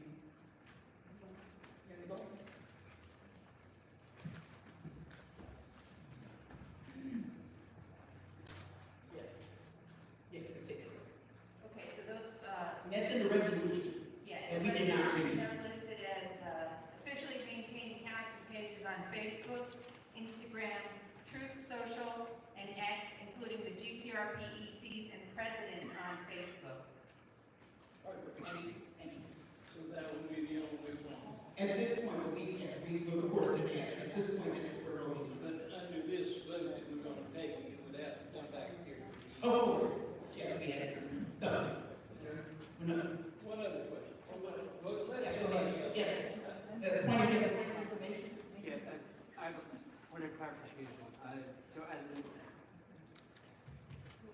Adrian Palashevsky, Greenville 5. I'm just wondering, as an EC, is my Facebook page subject to these? No, these are party. This is private. You can put anything you want on your personal Facebook page. We do not have a right to police people's individual. These are Greenville County Republican Party assets. Okay, I have one more point of information. Who has been chosen to police these? Because a vote by this body puts all of these things into motion unless it comes back here to approve somebody to police it. Because this is going to be a full-time job for somebody. Well, there are people who are policing because when you set up a social media page, you normally have administrators anyway, so you have to do that. So we have people that have volunteered to do that currently because we could not operate the page without it. For example, Sheen is one of their number of people that are doing this, that are not only using the pages but also posting content. So we have an active, busy group, you know, people who are volunteers or people who want to participate. But we do have an active group as well. Any further questions? Okay. Yes. John Murphy, Riverwalk. Question, I guess just my first take on this. This is a pretty heavy-handed way to deal with this. So I'm not sure exactly, I saw the story. If you just delete the comments, I mean, do you have to go through all of this? And are there other organizations that run their websites? Yes, most work, in fact, we are behind the curve. Are you kidding me? You got examples? Really? Oh, yeah, that's true. Well, you know, yes, if you would like to talk to people who did the research, if you work, I don't know what company you work for, but most organizations police their social media pages. You cannot go to your employer's page and face anything you want. I mean, in today's world, that's the way it is. I mean, to me, this looks like you're killing debate. That's fine. I understand. No, well, that's not the case. You can debate all you want on your own pages. But not on the party page. That's right. Got it. Got it. Very, very good. Understood. I got a question, Jason Forster from Precinct. It says temporary rules, when they set to expire? Well, actually, there is actually policy. It was a misstatement of rules. It's actually policy. It's a committee. And of course, anything you do expires with the next, rework. So it would have to be done. That's the way it works. So these are not rules. It's a temporary policy. And it basically came about because of some action that, we'll see in the next resolution. Some pretty bizarre social media behavior. I can tell. Yes, I recognize Elizabeth. I'm having a problem with names and precincts. Okay, okay, are you? I did not get. So it was Jason Forrester, I think was. Here? Yeah, and then who was the speaker before that from Riverwalk? I didn't get it sealed. John Murphy, Riverwalk. John Murphy, Riverwalk.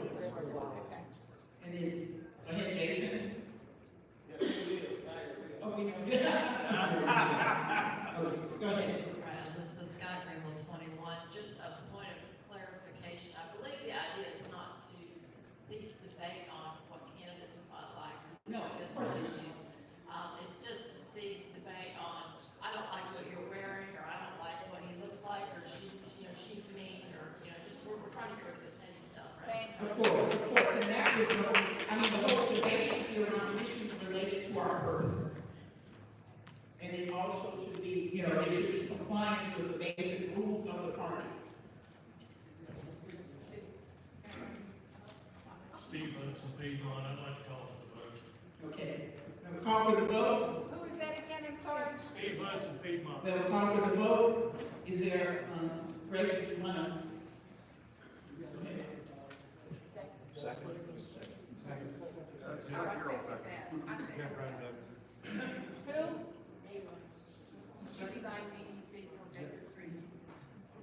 For what they could create. I move that we call for a roll call vote on this matter. All in favor? Aye. We have a roll call vote? All opposed? Okay, roll call vote.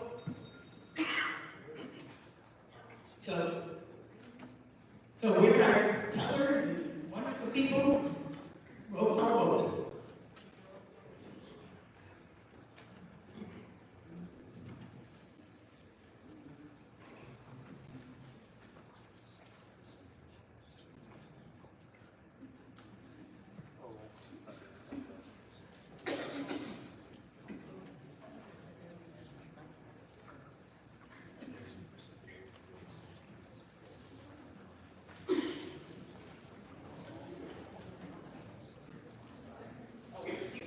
this, there's something very important, I hate to interrupt this, but there's a very important event that's happening today, and we have to, before I forget, say happy anniversary to the Sheens.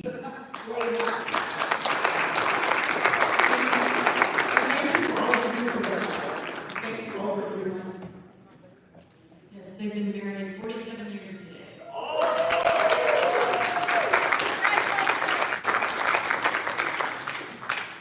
Okay, so as I call out your precinct, please just tell me yes or no, your vote, and I will mark that down. Rain Tree. Rain Tree is not present. Ranch Creek. Yes. Riverwalk. No.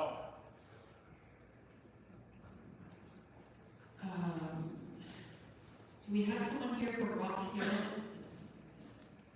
Apparently not. Okay. Saluda? Yes.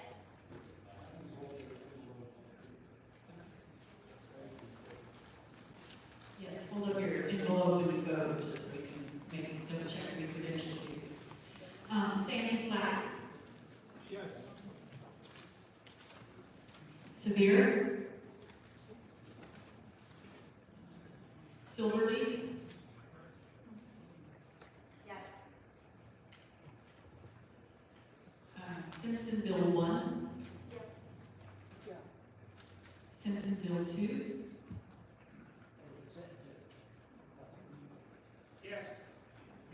Who said that? Simpsonville 2. You have your envelope? Thank you. Thank you. Simpsonville 6? Yes, envelope coming. We welcome you. South Side? Okay, Stonehaven? Yes. Supermill? Yes. Sulphur Springs? Yes.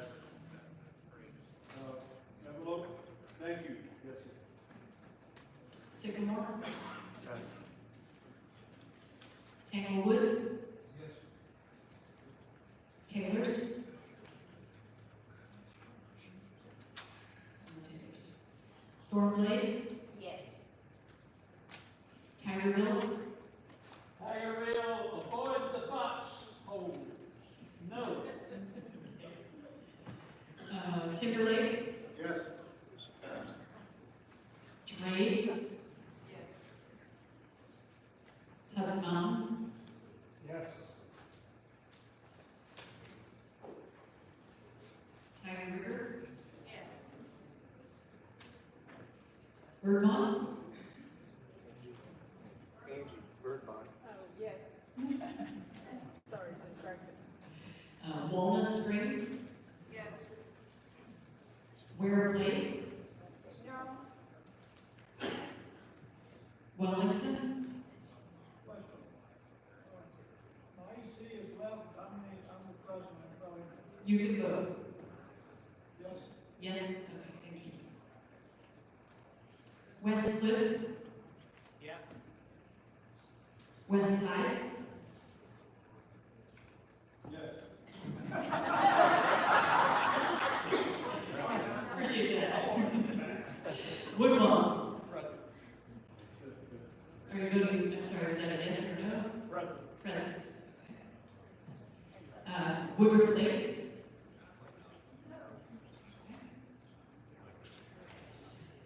I realize I'm out of alphabetical order here, but I have my sheets out of order, so. Leewood? Yes. Locust Hill? Marydale? Yes. Mauldin 1? Yes. Mauldin 2? Yes. Mauldin 3? Yay.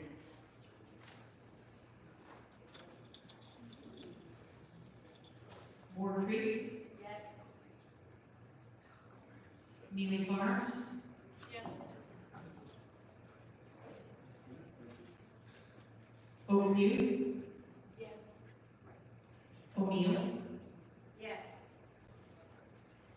Forest Mountain, Yes.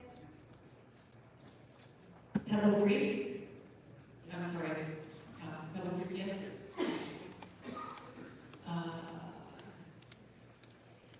Pelham Falls,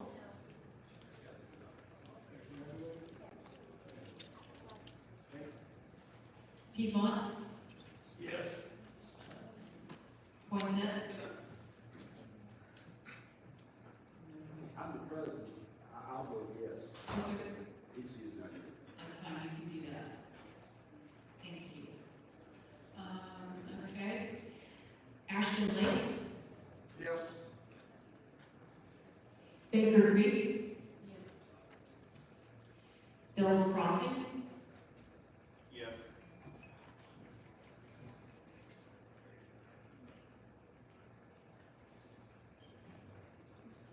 Bobby Woods, Bridgeport, Yes. Canebrake, Taylor Creek is me, I vote yes. Coniston, Yes. Darby Ridge, Yes. Del Norte, Go. Devonshire, Donaldson, No. Doughtry, Yes. Eastside, no.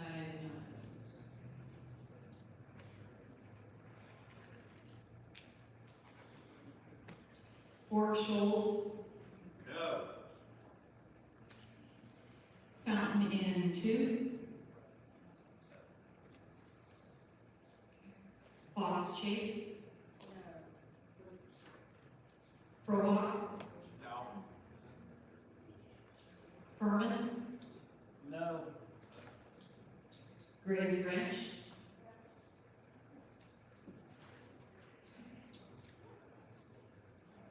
that's one here, all right, Greenbrier, Yes. Greenville 1, Yes. Greenville 3, Yes. Greenville 4, Yes. Greenville 5, Yes.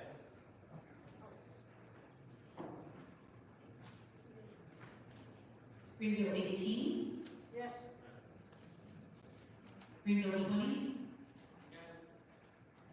Greenville 21, Yes, right here, not in public. Greenville 22, No. Greenville 25, Yes.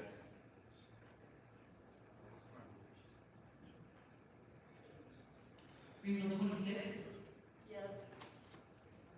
Hillcrest, Yes. Holly Tree, Kilgore Farms. No.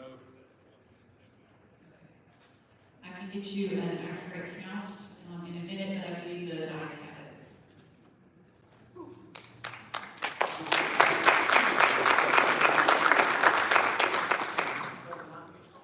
Did we have any credentialed voters that I did not call on?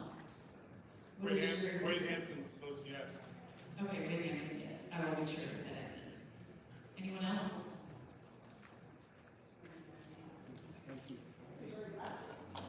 Thank you, we appreciate that.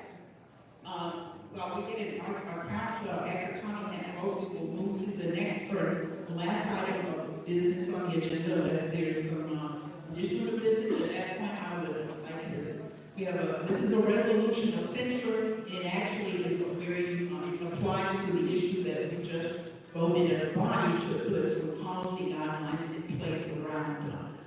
So if I'd like to, I will read this resolution for us, please, if you can come forward. This is a resolution of censure against Jonathan Bryant for a post that he made on our pages that was not only against rules, but also this.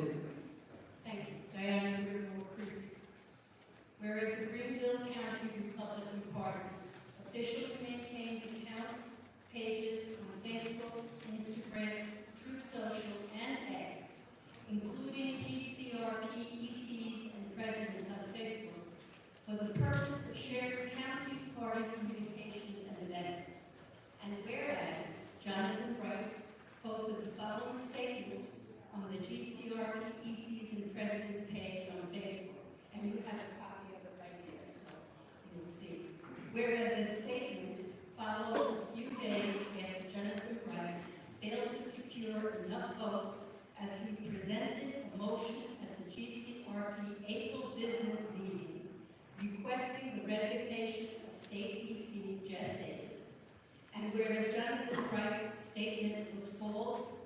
derogatory in nature.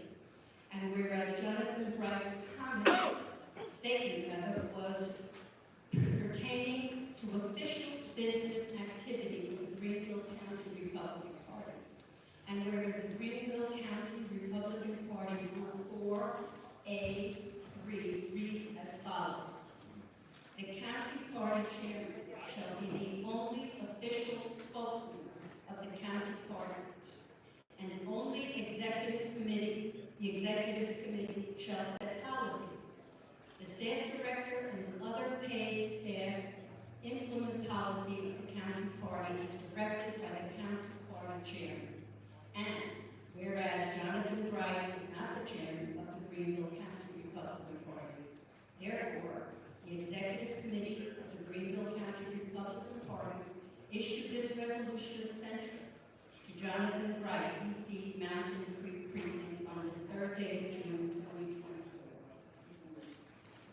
So moved. We have a second. Here's some more. Who was the first?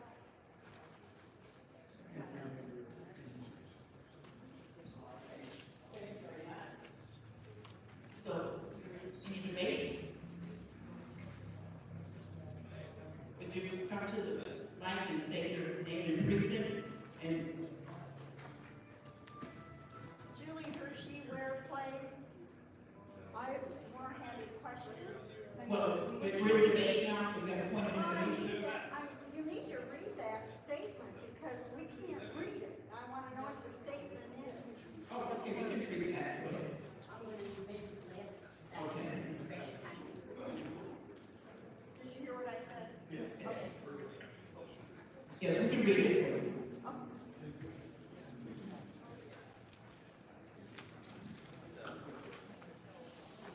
Another microphone down here. Can I read it?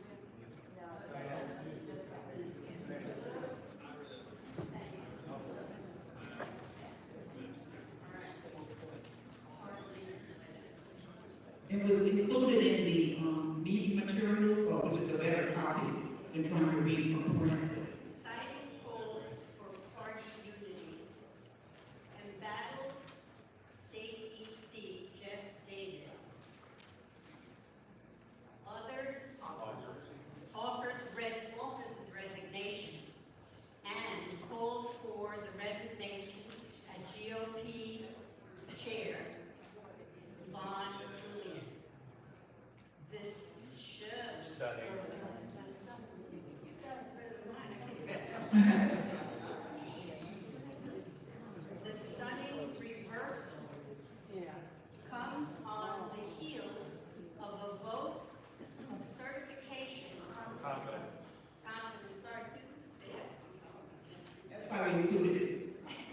To the recent Greenville County GOP business meeting.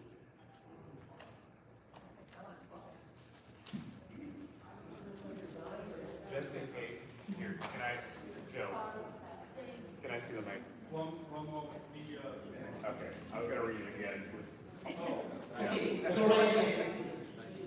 It's a little broken up there, so. Okay, so it says, breaking news, citing calls for party unity, embattled State AC Jeff Davis offers resignation and calls for the resignation of GOP Chair Yvonne Julian. This stunning reversal comes on the heels of a vote of confidence in recent Greenville County GOP business meeting. Thank you.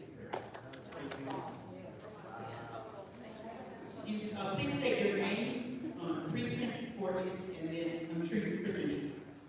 Sean Miller, president for Hawk IEC, is not here. While I don't condone what Jonathan did, and it was certainly very disrespectful, I think this censure is very retaliatory, it's heavy-handed, and also seems to be not consistent with the policy that we just voted in. That I'm trying to remember the wording, but it was something like for a first offense, help me out here, was it a 30-day being banned from the site? 1 month? So it just seems out of character with the policy we just voted in. Is there any, do we have any further debate, comments? You have a point of information? I got a question for information.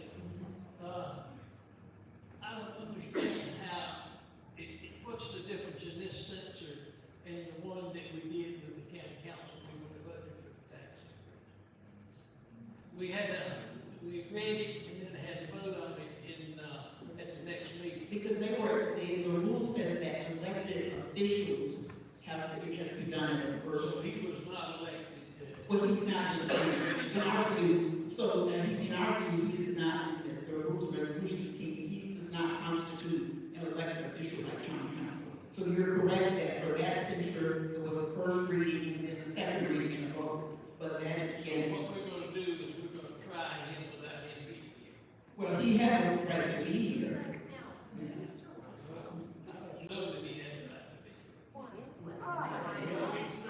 When I asked some people a while ago, they said he was on vacation. Okay, thank you. Thank you, Doug. Okay, thank you.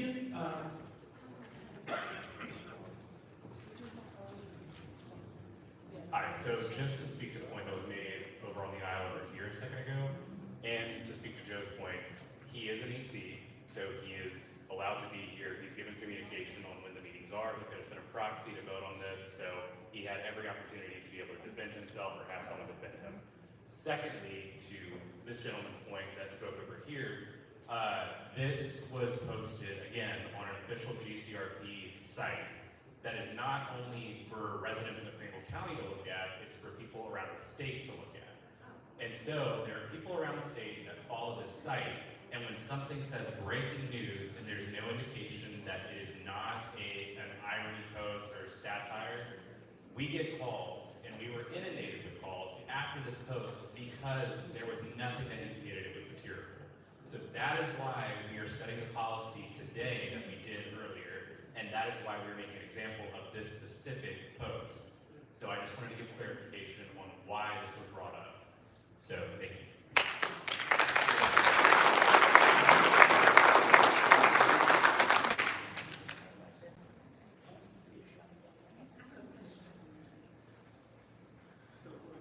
So we have a parliamentary discussion. I would ask that our three parliamentarians get together and come to a consensus on this before we move to a vote.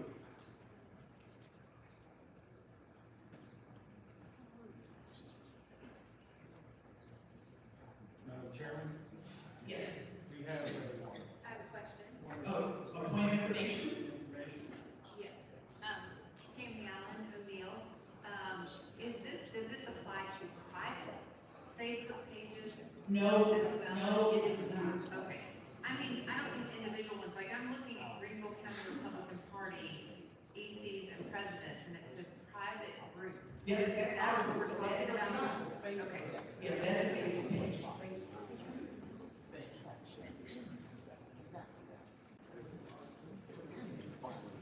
Okay. So our parliamentarians have agreed based on Joe's point that he will be entitled to a second reading. So we're not going to go today. Is there any further debate? Point of information, what is the censure looking to do? What power does it have to keep it? The censure is essentially, if you read, maybe you may or may not have read my latest chairman's letter that talked about the purpose of censure, why bodies like ours, deliberative bodies do it, and it is basically to point out bad behavior. That's the purpose of it. The same way we pointed out the behavior of the county council, behavior that is not only negative, it's also inconsistent with the rules and regulations and policies. Well, please state your name, precinct, and Kelly Wood, Public Calls. I think this might be helpful for everybody because for me, to your point, I had no idea the EC and President's page was an official party page. I've been an EC for 3 years. I've never heard that information. I know there are signal chats, there are all kinds of things. How do we know which ones are official and which ones are not? it was, the information was that it was in the resolution and that You Mary. didn't name the actual name of the Facebook pages. Like I'm not even on, I was blocked from the Greenville County GOP page. I can't even get on that. It is in the resolution. It says Facebook, Madam Chairman. It doesn't say what the titles of the pages are. Here we go. I think everybody in here, it would be helpful to know that. The Greenville County Republican Party officially maintains accounts, pages on Facebook, Instagram, Truth Social, and X, including GCRP, ECs, and presidents on Facebook, for the purpose of sharing county party communications events.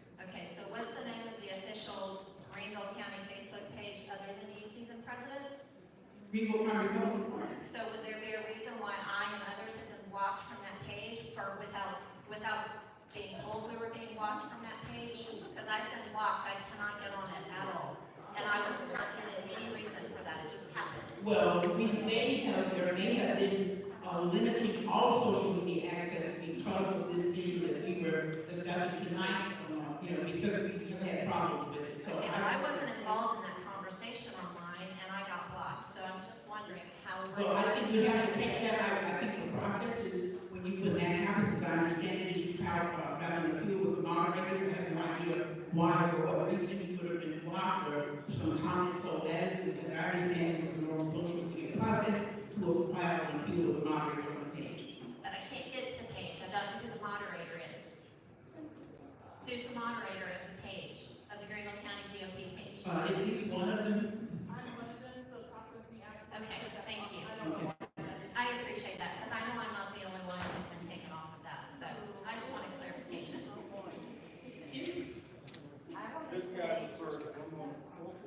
John Murphy, Riverwalk. So as we're trying to understand, and I understand that Jonathan's kind of hated at this point, but I just have to read, because I've been on these pages for a while, so I went back to look at the GCRP, EC, and President just happened to be scrolling through the other day, actually 2 days ago, I think, and I happened to see a question from Jonathan Bright asking about to get re-added to the email list again, okay? There's 22 comments on there, okay? So Yvonne, I would love for whoever the committee is that's making these decisions to see if any of what we have just voted on here 5 minutes ago would qualify to be censured. Thank you. Thank you, we appreciate that. Is there any further debate? Please give your name, 3 sentences. I am Susana Sarabia from Greenville. I want you to know that this is not personal. Can't hear you. Hold it. Get a mic.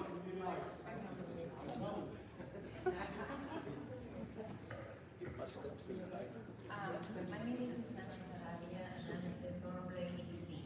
And I want you to know that that is not personal, because I tried to comment on that on the Greenville County Republican Party, and I noticed nobody can. So it's not just a person, it's nobody. And I realized that, she got drawings and drawings of Hitler, and that's not professional, okay? Because to call somebody Hitler or put something, that's not right.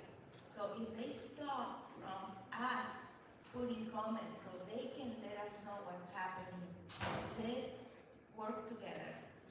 Because this is not about me or you, it's about carrying on a good conversation in our social media. Thank you. Thank you. Is there any further debate?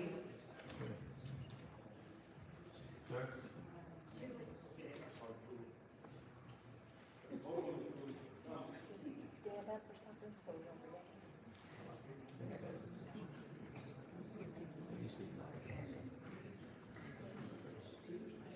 Julie from Shewer Place. You did a great job with your report, your chairman's report, and I really liked the advice that Bill Brady gave you. I thought it was very sound and was really a call for true leadership, because we're servants before we're good leaders. We're good leaders because we're servants first. And the heart of unity is so important for this park. And he talked about staying out of foxholes and knowing what hills are worth dying on and what is worth fighting. And I think I'm confused about this censure, and especially it's terrible that it appears to be untrue information. But I would like Jonathan to speak to it, and I ask that this be held off on Jonathan until he can come and say why he would publish something like that is untrue. I think we just.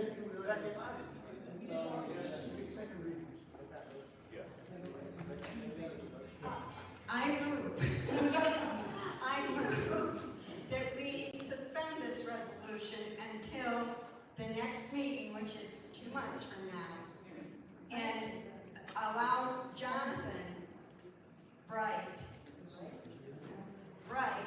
to speak to this, because I would like to hear, he's a Christian man, and I would like to hear why he would print something untrue like that. Is there a second to that?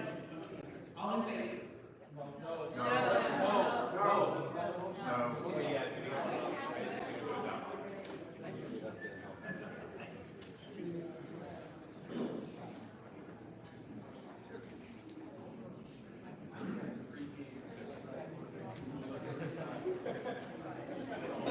So I think there is, okay, we're ready. I saw her.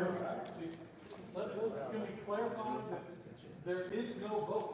Exactly. There will be no vote on this resolution. Yes, vote, and it was deferred, I was asking for a vote to make sure everyone is in favor of delaying the vote, so that's what we're doing. Angie? Okay, I want to say that I'm Angie Fisher. Vermont Precinct, and I'm the EC, and I'm credentialed as the EC tonight. I would like to say that for a Christian man, you would not slander people on social media. You would not try to harm their business and continue to provoke other people to slander and defame friends of the party. That is absolutely unacceptable for anybody.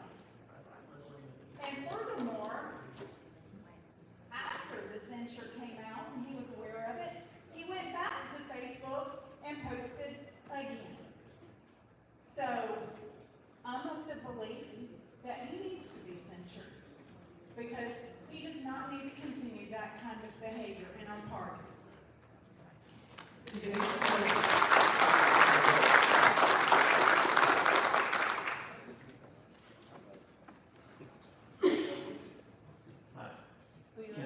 Ken Watkins, Mauldin one.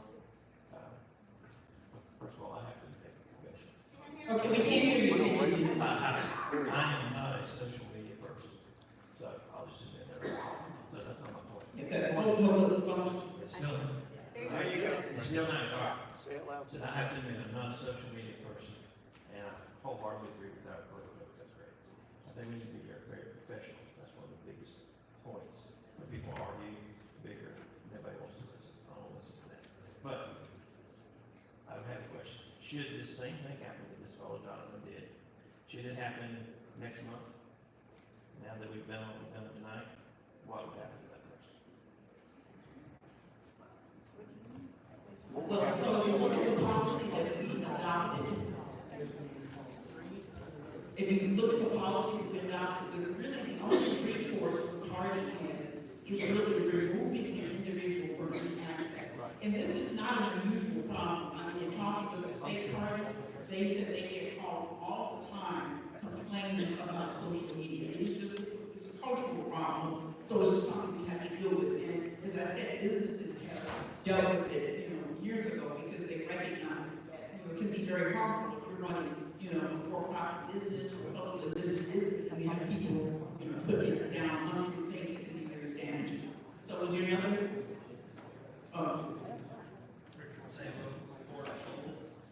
And first off, I don't agree with what he said there.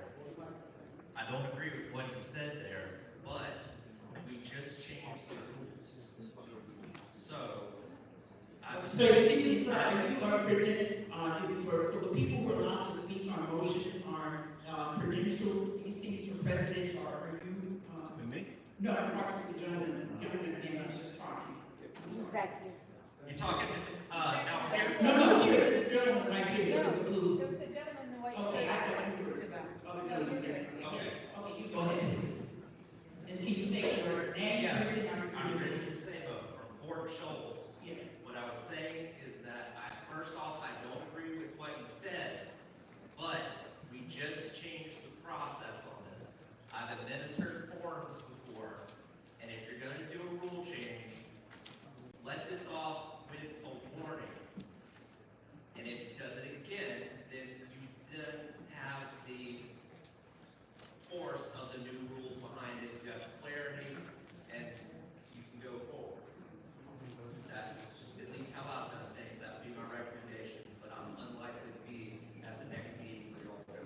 Yes, so you're welcome if you're at the next meeting, which, Jonathan Black may or may not attend. The county council people that we sent through were not at the meeting, so he is not obligated to come and speak in his defense, or he could submit something. So you are welcome to bring that point of debate up at that time when we have an actual vote.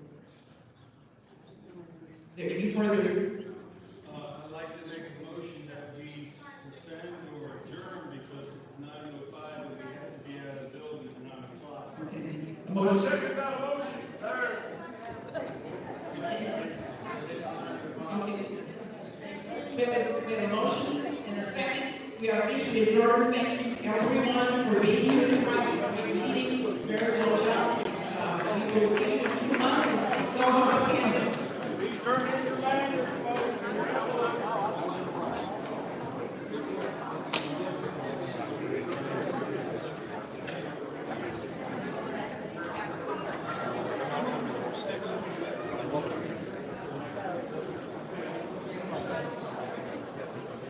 It ain't the new space.